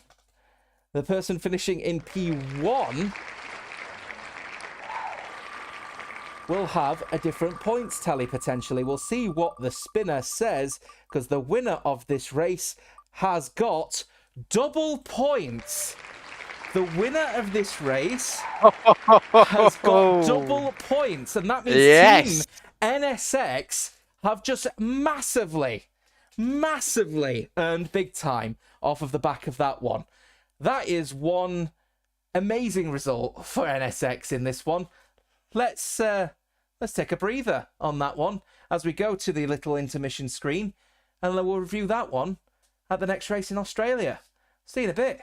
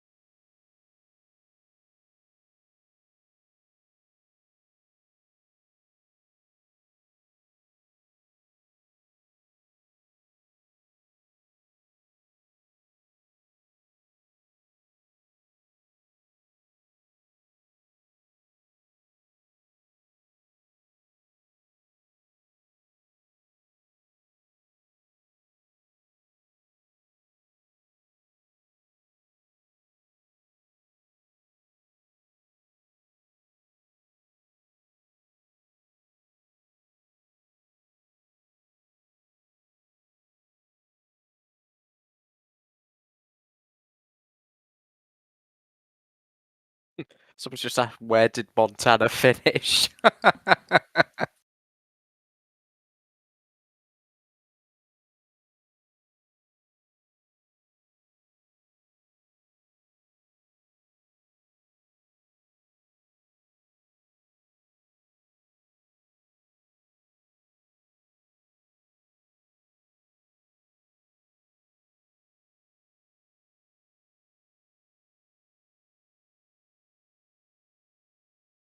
I've just made a bet with Keke, or he's offered a bet to me.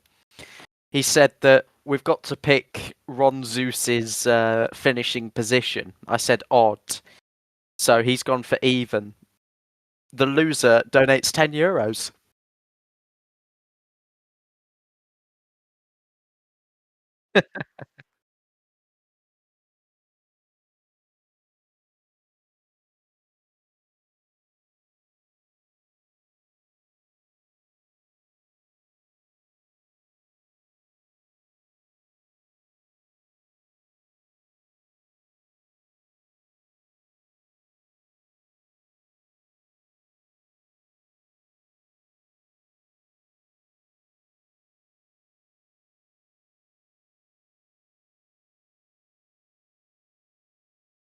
Yeah.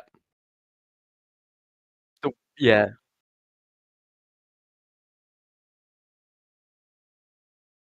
Do do do do.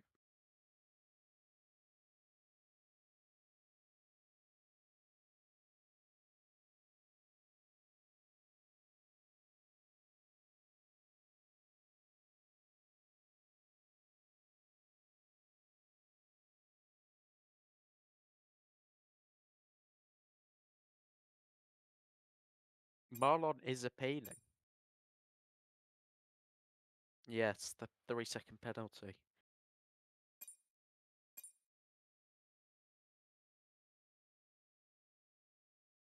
Mm, yeah.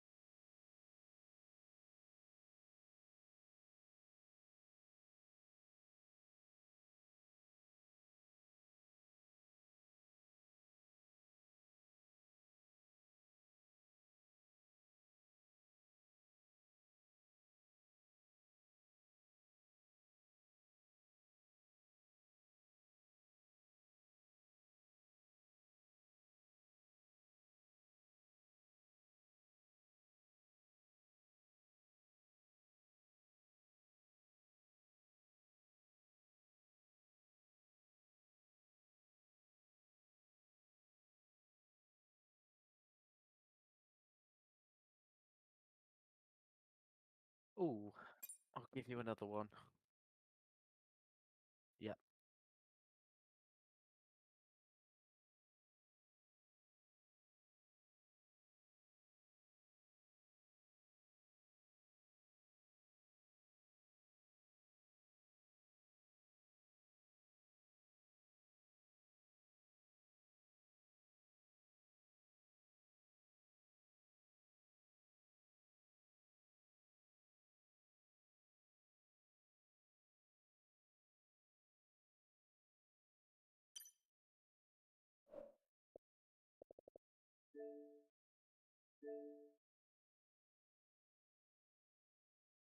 No worries.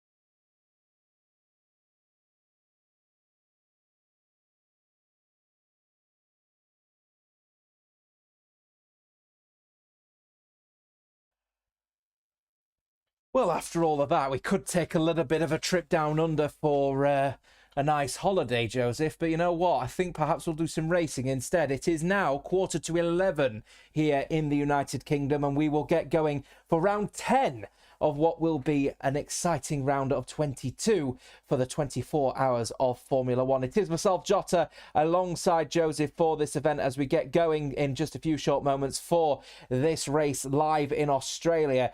Joseph, that brought absolutely everything that we needed from the Japanese Grand Prix. There were overtakes in the end. Now here's the biggest challenge of them all. It's Australia. Yeah, absolutely. I mean, what a turnaround in the points we've just seen. Gasping from a lot of our chat members regarding the current state of the standings. But we finish around a very tricky street course. We've gone from the wide, long straights of China to the tight, twisty S's of Suzuka, and now the very close proximity of the barriers and the newly designed high-speed Albert Park. We've had quite an Asian leg, haven't we, in Asia and Oceania to finish off our little stint tonight. But what a pleasure it has been, and I'm looking forward to finishing this one off. Yeah, absolutely. With just 20 seconds to go, just to give us a quick review of what we experienced just then. Of course, there it is. There is the grid, just for clarity's sake. The position number one gets double points. So that is what the drivers have ended up receiving as a result of that. It is a massive result for NSX, who are going to earn big off that one, and 50 points. We are going to be on board then with Bosch Evans in the Orange Arrows co-racing team as they go through into turn one. Joseph, I'll let you take reins on this one, pal. Going through turn two. Absolutely then, another DRS straight to come, then slightly bending right then, but you've got to bring it over to the left, straighten it up. Barrier there on the left-hand side, your real guide for the braking point, rounding turn number 3, then turn number 4. Used to be that sort of sausage curve on the Exodus, now gone now, you've got free rein there. Oh, he's in the wall. He's in the wall and he's out of qualifying as a result of that one, so we'll skip to Thomas Ronhaar, who's the nearest person here. He's actually being beaten at the moment. He is indeed down the back straight, of course they cut out the old chicane, and what a sight this has made. DRS reinstated it for this year, of course. Now he's down in towards turn 9 and 10, clipping that inside curve, and then over the second one at turn 10, using that outside curve to great effect. Third DRS zone now, I should say fourth DRS zone really, isn't it? And then there's a tightening right-hander that made that a lot tighter at turn 11. Turn 12, exactly how it used to be, and another modified turn 13 that widened that inside apex by 3.5 meters. Round in the final corner at turn number 14, bit of a twitch there, but he is first, and Thomas Ronhaar up to the line, And of course, is on pole position, beating Ash Best. Not the best. He was just over, just under, I should say, 10th off. Keeps happening, doesn't it? We keep getting names does. with names with people who've got names that just seem to be ideal in all scenarios here. It's absolutely wonderful. Runhar, though, flying high, but not by the massive margins you might expect from an esports championship leader. 86 thousandths of a second between him and Ash Best. NSX Vaporizer in third place. NSX obviously looking to try and continue on with their great form at the moment. And those 50 points from the last race are going to be a massive benefit to them. But so far, it is the team nearest to them in green.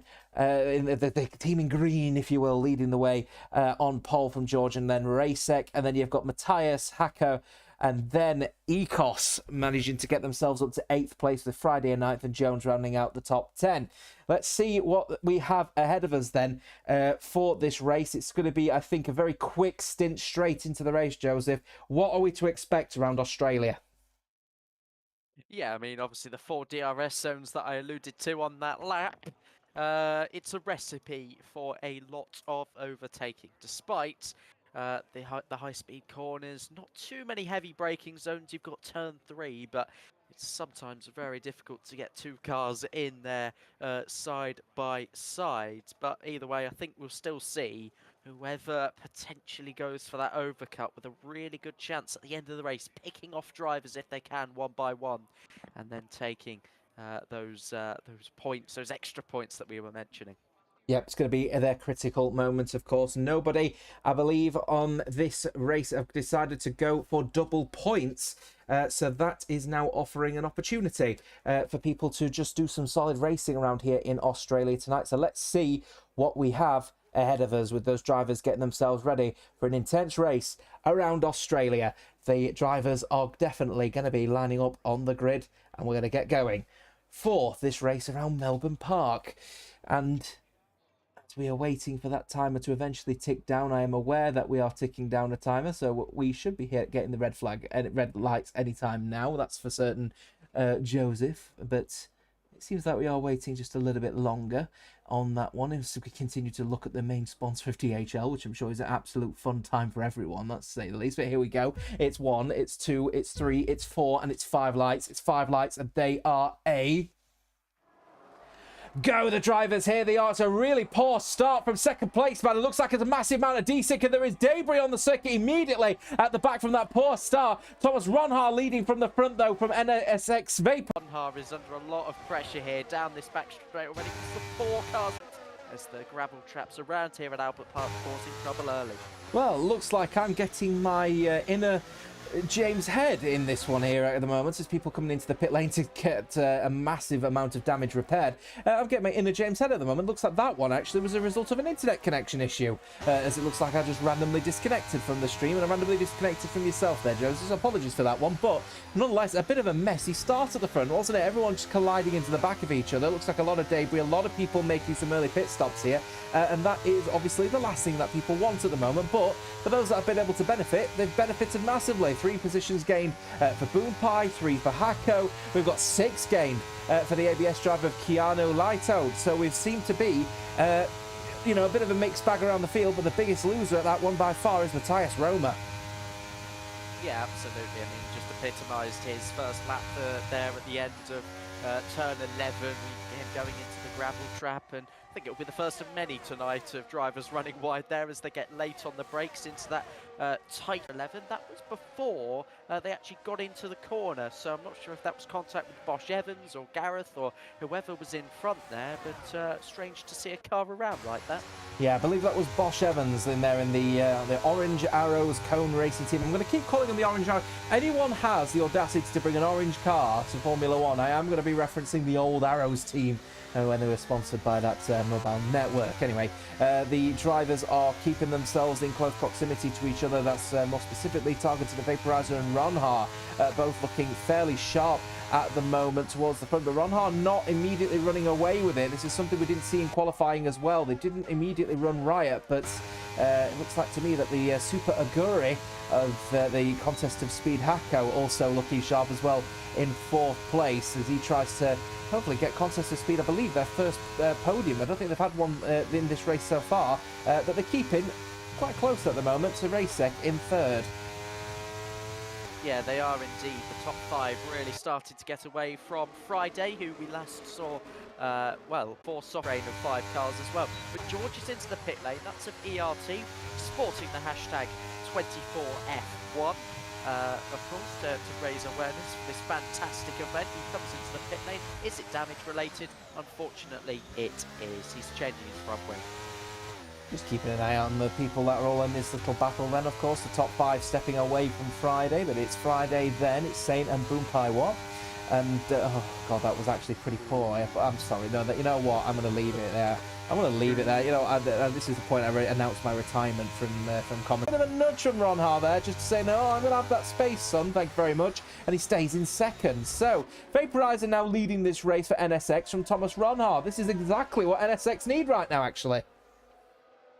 Yeah, I mean, everybody wants to take on Ron Har, don't they? They will see an opportunity and they will try and take it.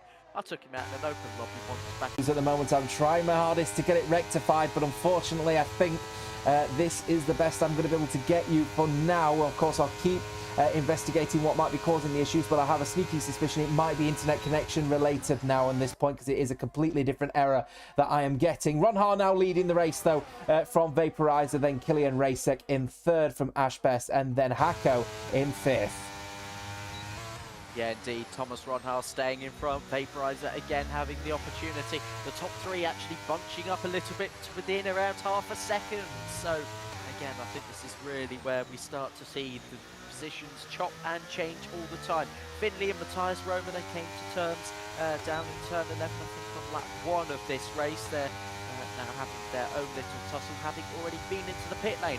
IRT Boom is also into the pit lane. That's a 5 lap stint on the mediums. Again, is this damage related? Yes, it is. So whether that's contact with another car or just hitting the wall in some parts of the circuit, not quite sure what that would be. Maybe turning into the likes of turn 9, turn 10, running wide at the exit of turn 5. There's a few different things that can chop your front wing off here. Apologies that we keep staying on board with people at the moment. I am trying my hardest to monitor the situation with regards to the drop frames. So I am trying to flick between directing and fixing drop frames at the moment. So we will get this one back up and running. I believe that there's a little bit more stability now in the streams, and think if that drops out, I will let you guys know on that one. In fact, I won't even need to let you know, because of course you'll be seeing it.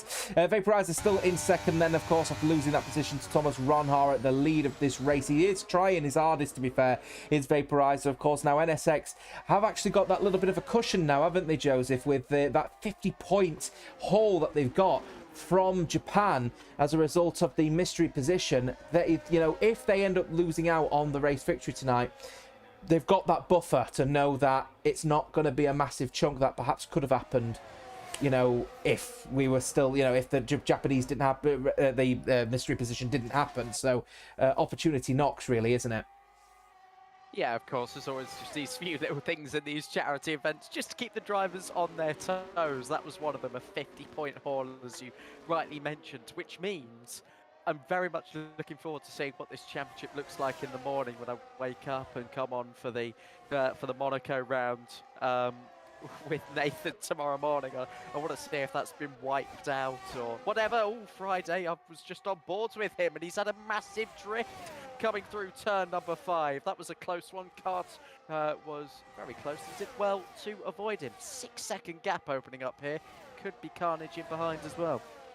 Yeah, just keeping a firm eye on the midfield, as well as we've got Killer leaving the session now. Of course, DNFing earlier on in this race. It's a bittersweet scenario for him, as well as, of course, his team looking to try and get the big points that they can. Here comes, though, Kart Racer looking to get a move on Friday. This is for 6th place here, as the NLR driver makes his point known.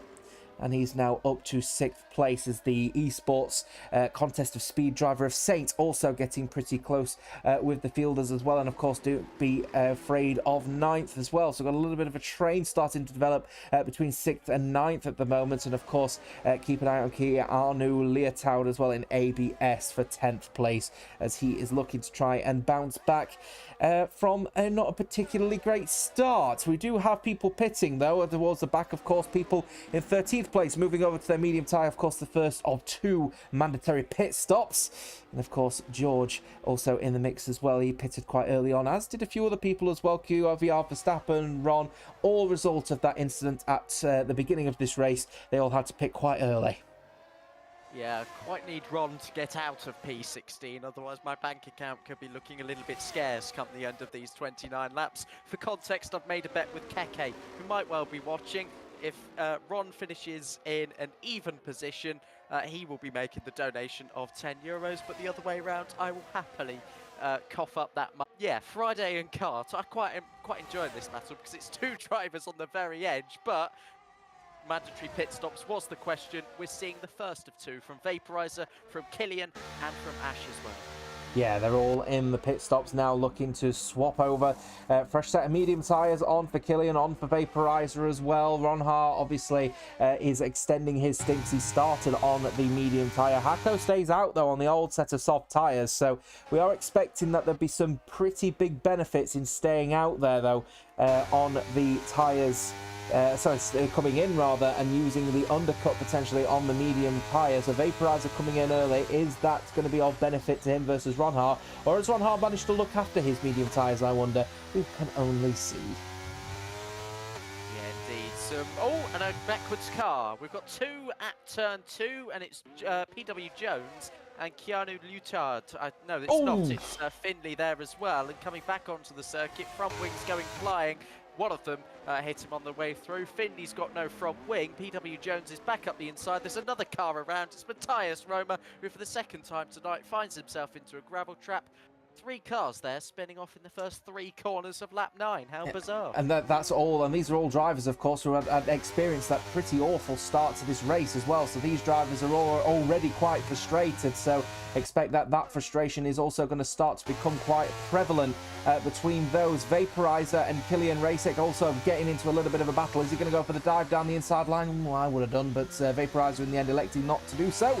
He is staying in 5th place. Of course, Hako is now in the pit lane to change onto his set of medium tyres. He's just about to leave the pit lane now. But of course, Vaporizer and Hako are going to be able to get the jump, no issue whatsoever. I'd expect that Kart Racer might be in a little bit of a squeeze. Rather, Hako, sorry, is going to be in a bit of a squeeze with Ash Best.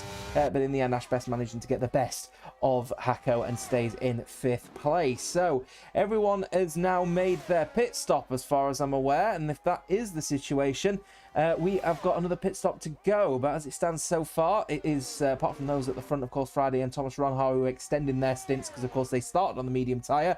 They have got to move over to what I reckon will be a couple of sets of soft stints. Yeah, I think that's about right, isn't it, actually, Joseph? A couple of soft stints if you started on the mediums. Yeah, soft medium, soft or soft medium, or medium soft, whichever one you want to do. I think I've repeated myself in there somewhere, but it is 11 o'clock at night. I'd quite like to go to bed, but either way, Thomas Ron Haar stays out for another lap. 10 laps completed. I'm sure he's well aware of the 2 pit stop rule, but he is leaving this one quite late and will quite relish the opportunity of overtaking. Feels like I've said the same thing across the 3 races, but it's just the way it goes when you've got 50% races back to back. You are constantly trying different things. Overall, it's just a brilliant experience for us. Just keeping an eye out then on Killian Racek, who's of course trying to hold back on an attack from NSX Vaporizer. Vaporizer could do with earning as many points as he can really for NSX. Of course, this is more of a damage limitation against Thomas Ron Haar. I don't think anyone at NSX was expecting potentially to beat Ron Haar, but strategy-wise at the moment, they're definitely going to have the upper hand initially. You'd expect that he's going to get the jump on Ron Haar. Around about 18, 19 second pit stop around here, maybe up to 20, and he's currently within about 16 and a half, 17 seconds. So, yeah, you'd expect that the jump's going to be done, but of course, when it comes to strategy, they expect that Thomas Ron Haar will be on a set of soft tyres. The question is how quickly is he going to be able to get past Vaporizer as and when that happens. Going into the left and right hander, very quick corners, very easy to make a mistake around here, but very well taken from Vaporizer. DRS will be open, no ERS being used though, and actually ERS management has been fairly good from the NSX driver, who I think is feeling actually a little bit more confident behind the wheel than maybe we let on based on his position. Yeah, absolutely. The ERS not too bad in terms of depletion around here. Some circuits it's just better than others, but he's just been trying to avoid that overtake button, hasn't he? But I think he'll want to use it now, but no.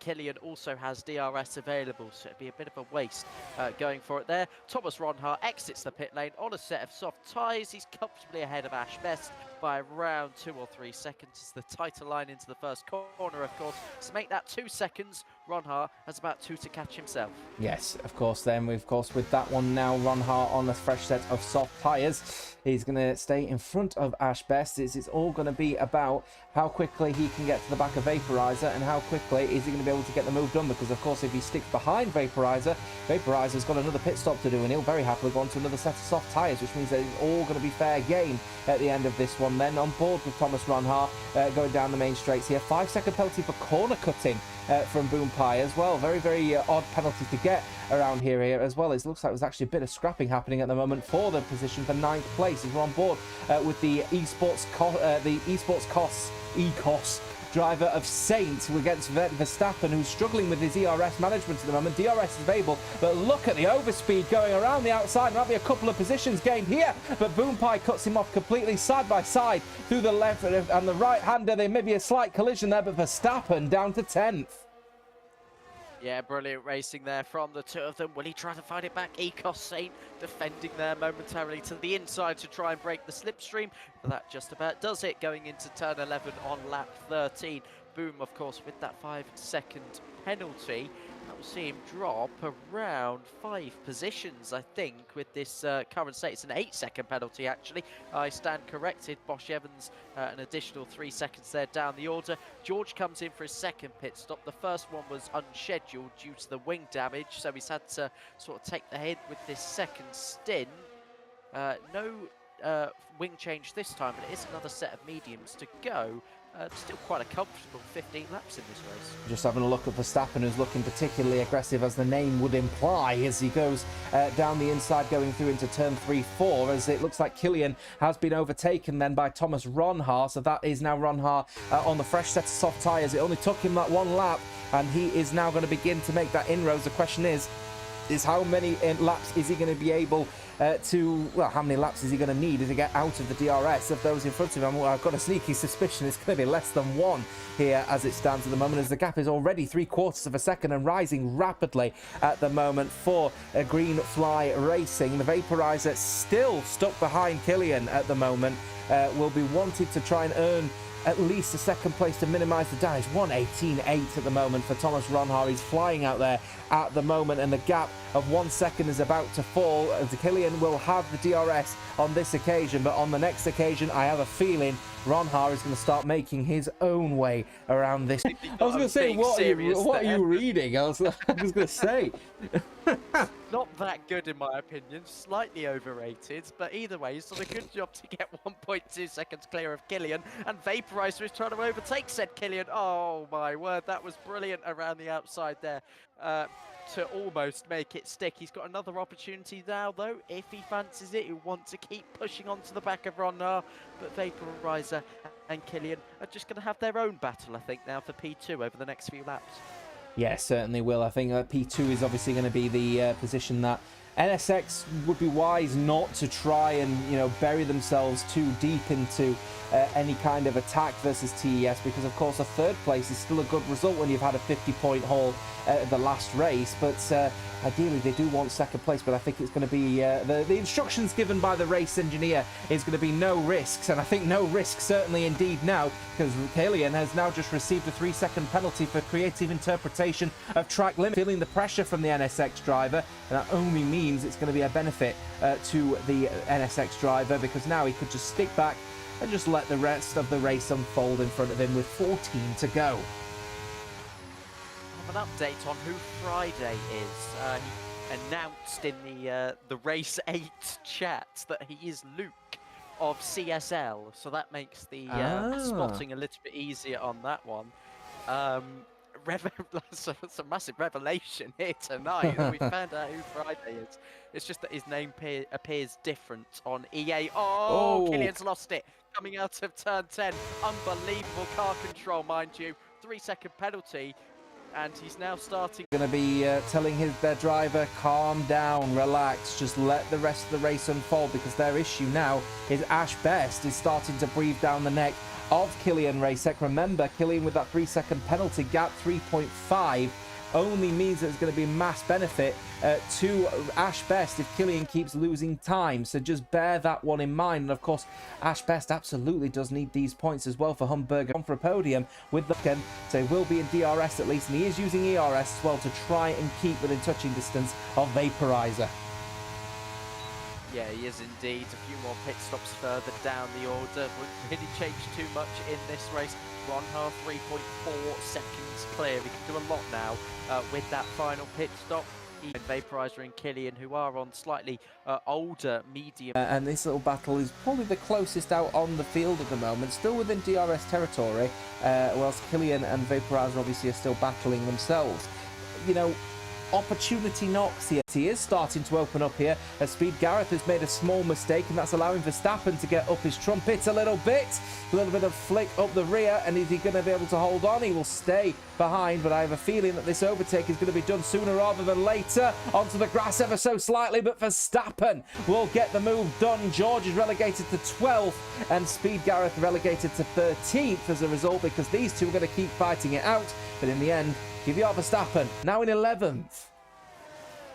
Was brave from all three of them. I mean, Verstappen was on the grass there on the inside. George was bump drafting, said Verstappen. So, goodness knows how none of them have lost control of their cars throughout that little battle there. But fair play to them all. Points gained for Verstappen. George there as well. I'm sure that battle will continue for a little while. Darry has felt like 10 laps on his mediums have been long enough. That'll be the oldest set of tyres out there at the moment. He will go onto another set of mediums as well. So maybe indicating that the likes of Vaporizer, Killian, might have to do the same. They did start and contributing to a lot of the issues that we're currently experiencing at the moment. 10 laps to go in this race though, as Vaporizer is trying to hold off an attack from Killian Racek, and of course Ronha is, despite the 3-second gap, now already generating a 2-second gap after penalty is applied here, as we keep eye out on people starting to make their final pit stops here in this race. And it looks like Kart Racer just getting into his own stride, but he is going to have to make that pit stop soon, because Kos Hako has decided to come in, and it's a fresh set of soft tyres for him. Yeah, it is. So thinking now, softs and mediums can equally get to the end here. So be down to Vaporizer, Killian to see what they do with their tyres. Thomas Ronhouse started on medium, so again has a free rein. He's only done 7 laps on those soft tyres, so could maybe do a couple more and then get an equal stint length from his final stint as well. Killian attacking Vaporizer, just as Vaporizer did last time around. Tried it around the outside, set it up for the exit of turn number 10. And Killian is back through into second place, again with a penalty to be applied, much like Thomas Ronha at this stage, but Vaporizer, I think, will be trying to settle for second. Yeah, 10 laps to go though in this race here. Another drop frame section. Apologies folks, we are trying to figure out what's causing it, because to be perfectly honest with you, I'm now lost for what might be causing it, because sometimes it's internet, sometimes apparently it's my CPU. But big thank you to every single one of you that are still tuning in to this stream and to this race. Of course, we have got plenty of other racing to occur around the field, another 12 hours of racing ahead of us, as well as we are now reaching the halfway point in this wonderful stream. In fact, it's just over 14 hours for that matter. I read the 10 as a 12 because the pixels are that low at the moment as a result of the CPU proximity. So apologies for OS I'm trying to talk about. More specifically, the contest of Speed in Hako. Fresh set of soft tyres now on him, easily able to get past his co-compatriot in the esports team in Saints, now down to 7th place. He has another one of the guilty party of a time penalty though. So the person that's going to be probably getting most from this one will be Vaporizer from 3rd to 2nd, but you never know when the race is coming to its fruition, and of course all of the strategies come into play. Those time penalties are going to be critical, I think, for more than just Vaporizer. Oh, hello, here's Vaporizer. Oh, there's contact, and Vaporizer is off, and Killian gave him the firm squeeze on the exit of turn 11. Vaporizer hit the rear left tyre unfortunately was straight on into that gravel trap. He is going to come into the pit lane. Killian did as well. And that very much hands victory on a silver platter for Thomas Ronhaar if it wasn't already signed, sealed and delivered already. A bit of controversy now to go with it for P2.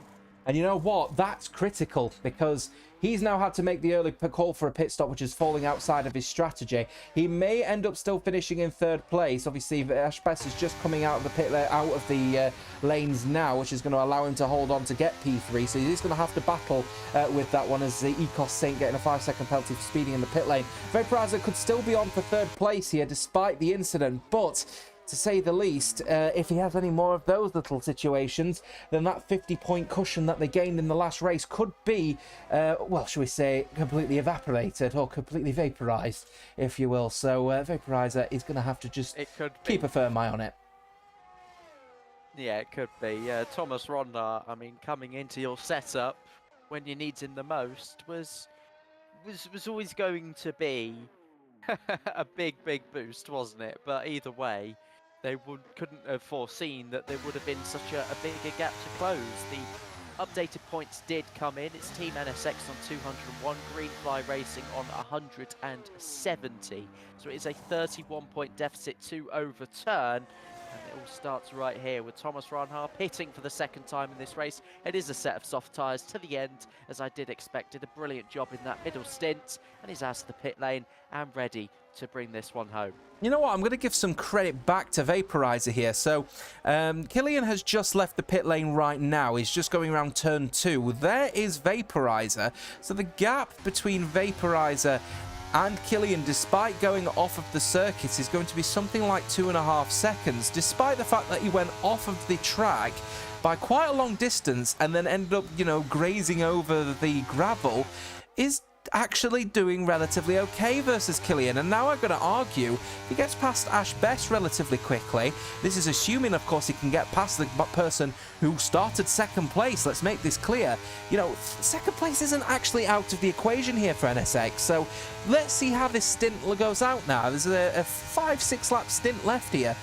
And he's on a fresh set of soft tyres versus everyone else around him. Could be one to watch here, I think, actually, as we just keep an eye out on those around him as well. Of course, Hacker with the time penalty, keeping close to Kart Racer in 6th place. It's the NLR driver who is trying to keep within close proximity to take 5th place. Probably wants it on merit, but he might get it as a result of the time penalty as well. Yeah, penalties. It's been our biggest for them in the 3 races that we've done, at least tonight. China, of course, was heavy rain, not really many opportunities for penalties. Japan lined with grass and gravel.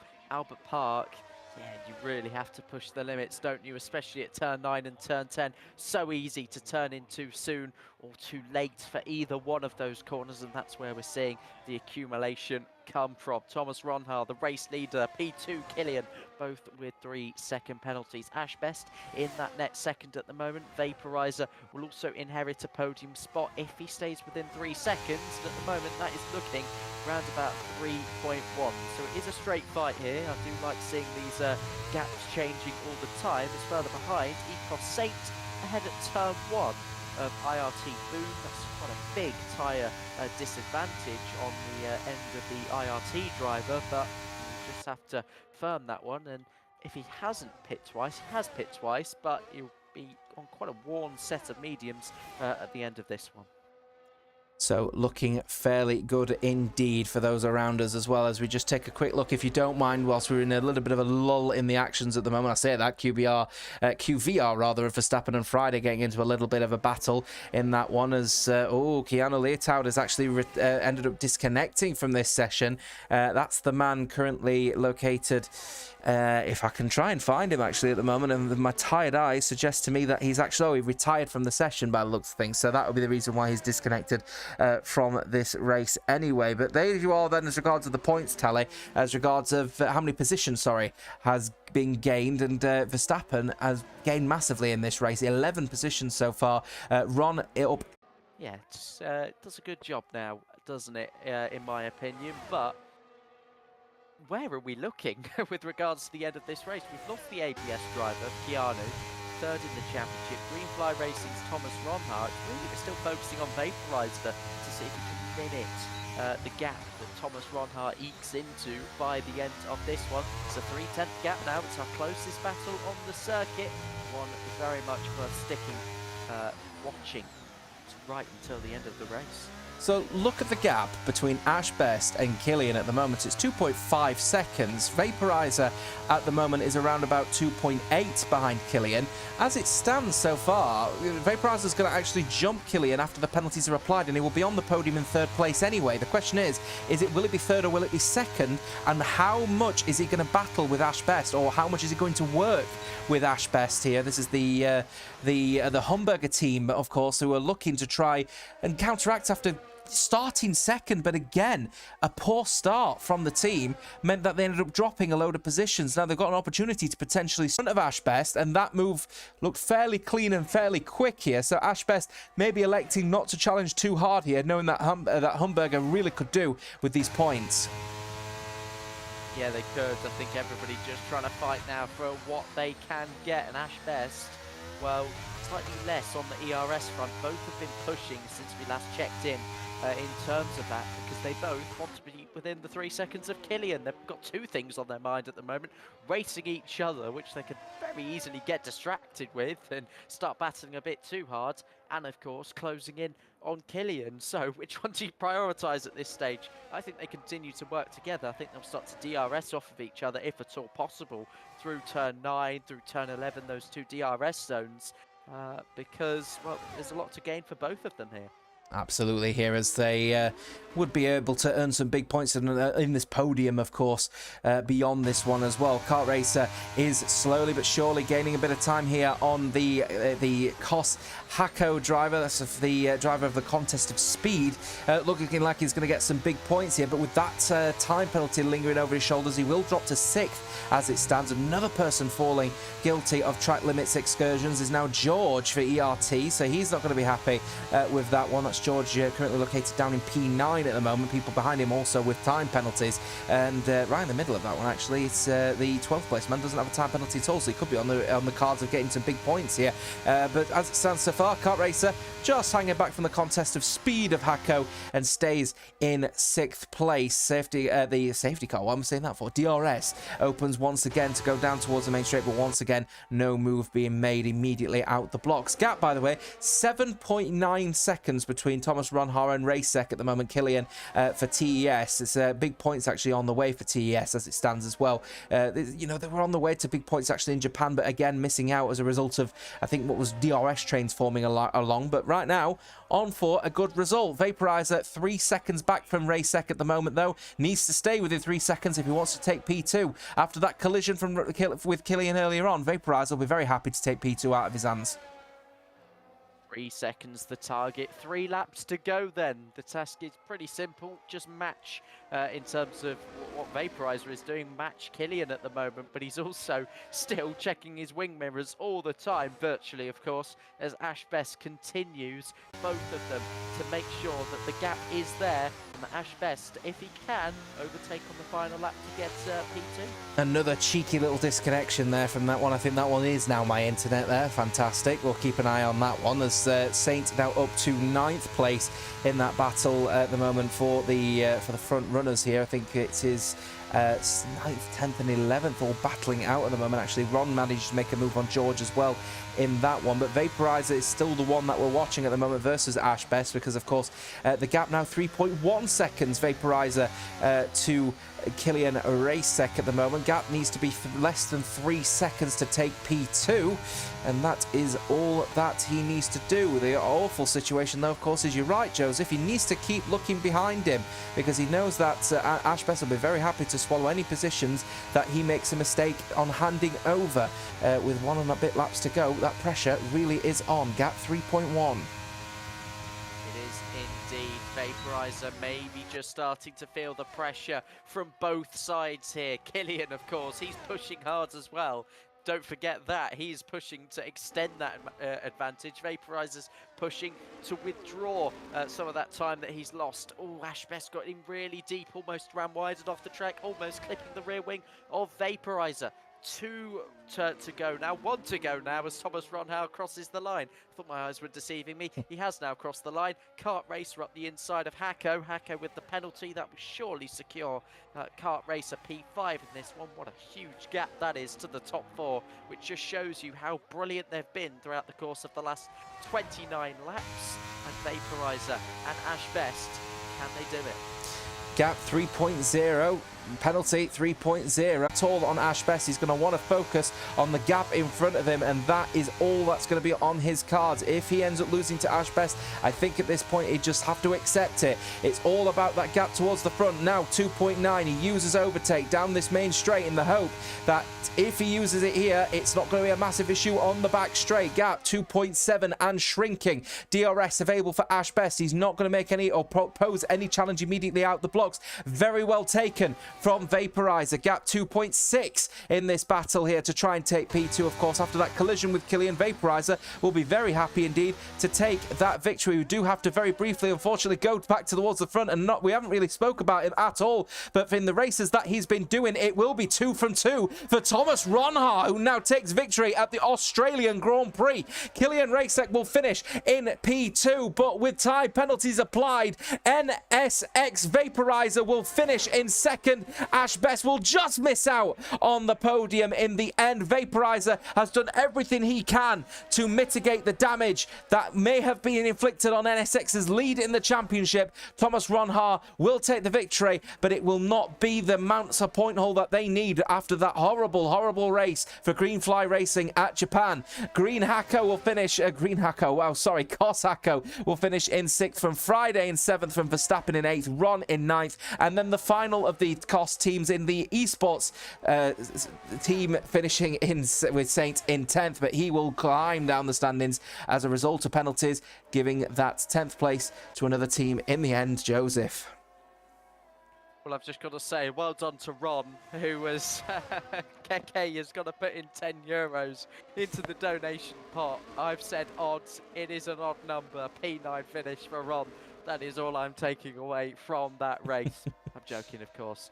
What a big one that is. Thomas Ronhau closing in the gap on NSX, not single-handedly, of course. A joint effort from the collision that they eventually had. The penalty that Thomas Ronhau got didn't mean a thing, did it? Pretty much winning by around about 10 seconds if he didn't pick that up. So the final results are in on the screen very shortly, and that will round off our stint for the night. Certainly will. We'll go to the podium ceremony to obviously celebrate another infamous victory for Thomas Ronhau. Top step of the podium for the man of the moment, who will be so happy with the team at the Greenfly Racing, who have been absolutely astonishing throughout this race. But it is NSX that will maintain the lead in the championship despite that, of course. But it is all going to be about the rest of tonight and the endurance of the drivers out there on the field. When are the mistakes going to start falling, I wonder, as we head over to Las Vegas. I believe it'll be Omi and Josh taking you through the coverage of that one before Jess returns for the random race for her stint. Before we go, though, it is Thomas Ronhau at the top step with that fantastic fastest lap and race victory here tonight, with Vaporizer in second doing the best that he can for damage limitation, and then Racek, of course, finishing in third place. Towards the back, of course, Saint finishing in 12th after the penalties, as well as Boom Pie down in 13th. Roma is in 14th with Jones in 15th. Finley finishes in 16th. Speed with Gareth in 17th. Bosch, in the end, not the greatest of races, couldn't get his act together and finishes in 18th. And then, of course, towards the back, those final spots at the bottom, and Keanu, Lightoud and Killer all killed off from that particular race. That is it for myself, actually, as well as Joseph. That is the end of our stint for now. Joseph will, I believe, will be back with you guys in the morning at 25 to 10. I will be back with you guys at 10 past 4 in the morning for the stint at Imola. But coming up, it will be the Las Vegas Grand Prix with Josh and Omi. See you in a few.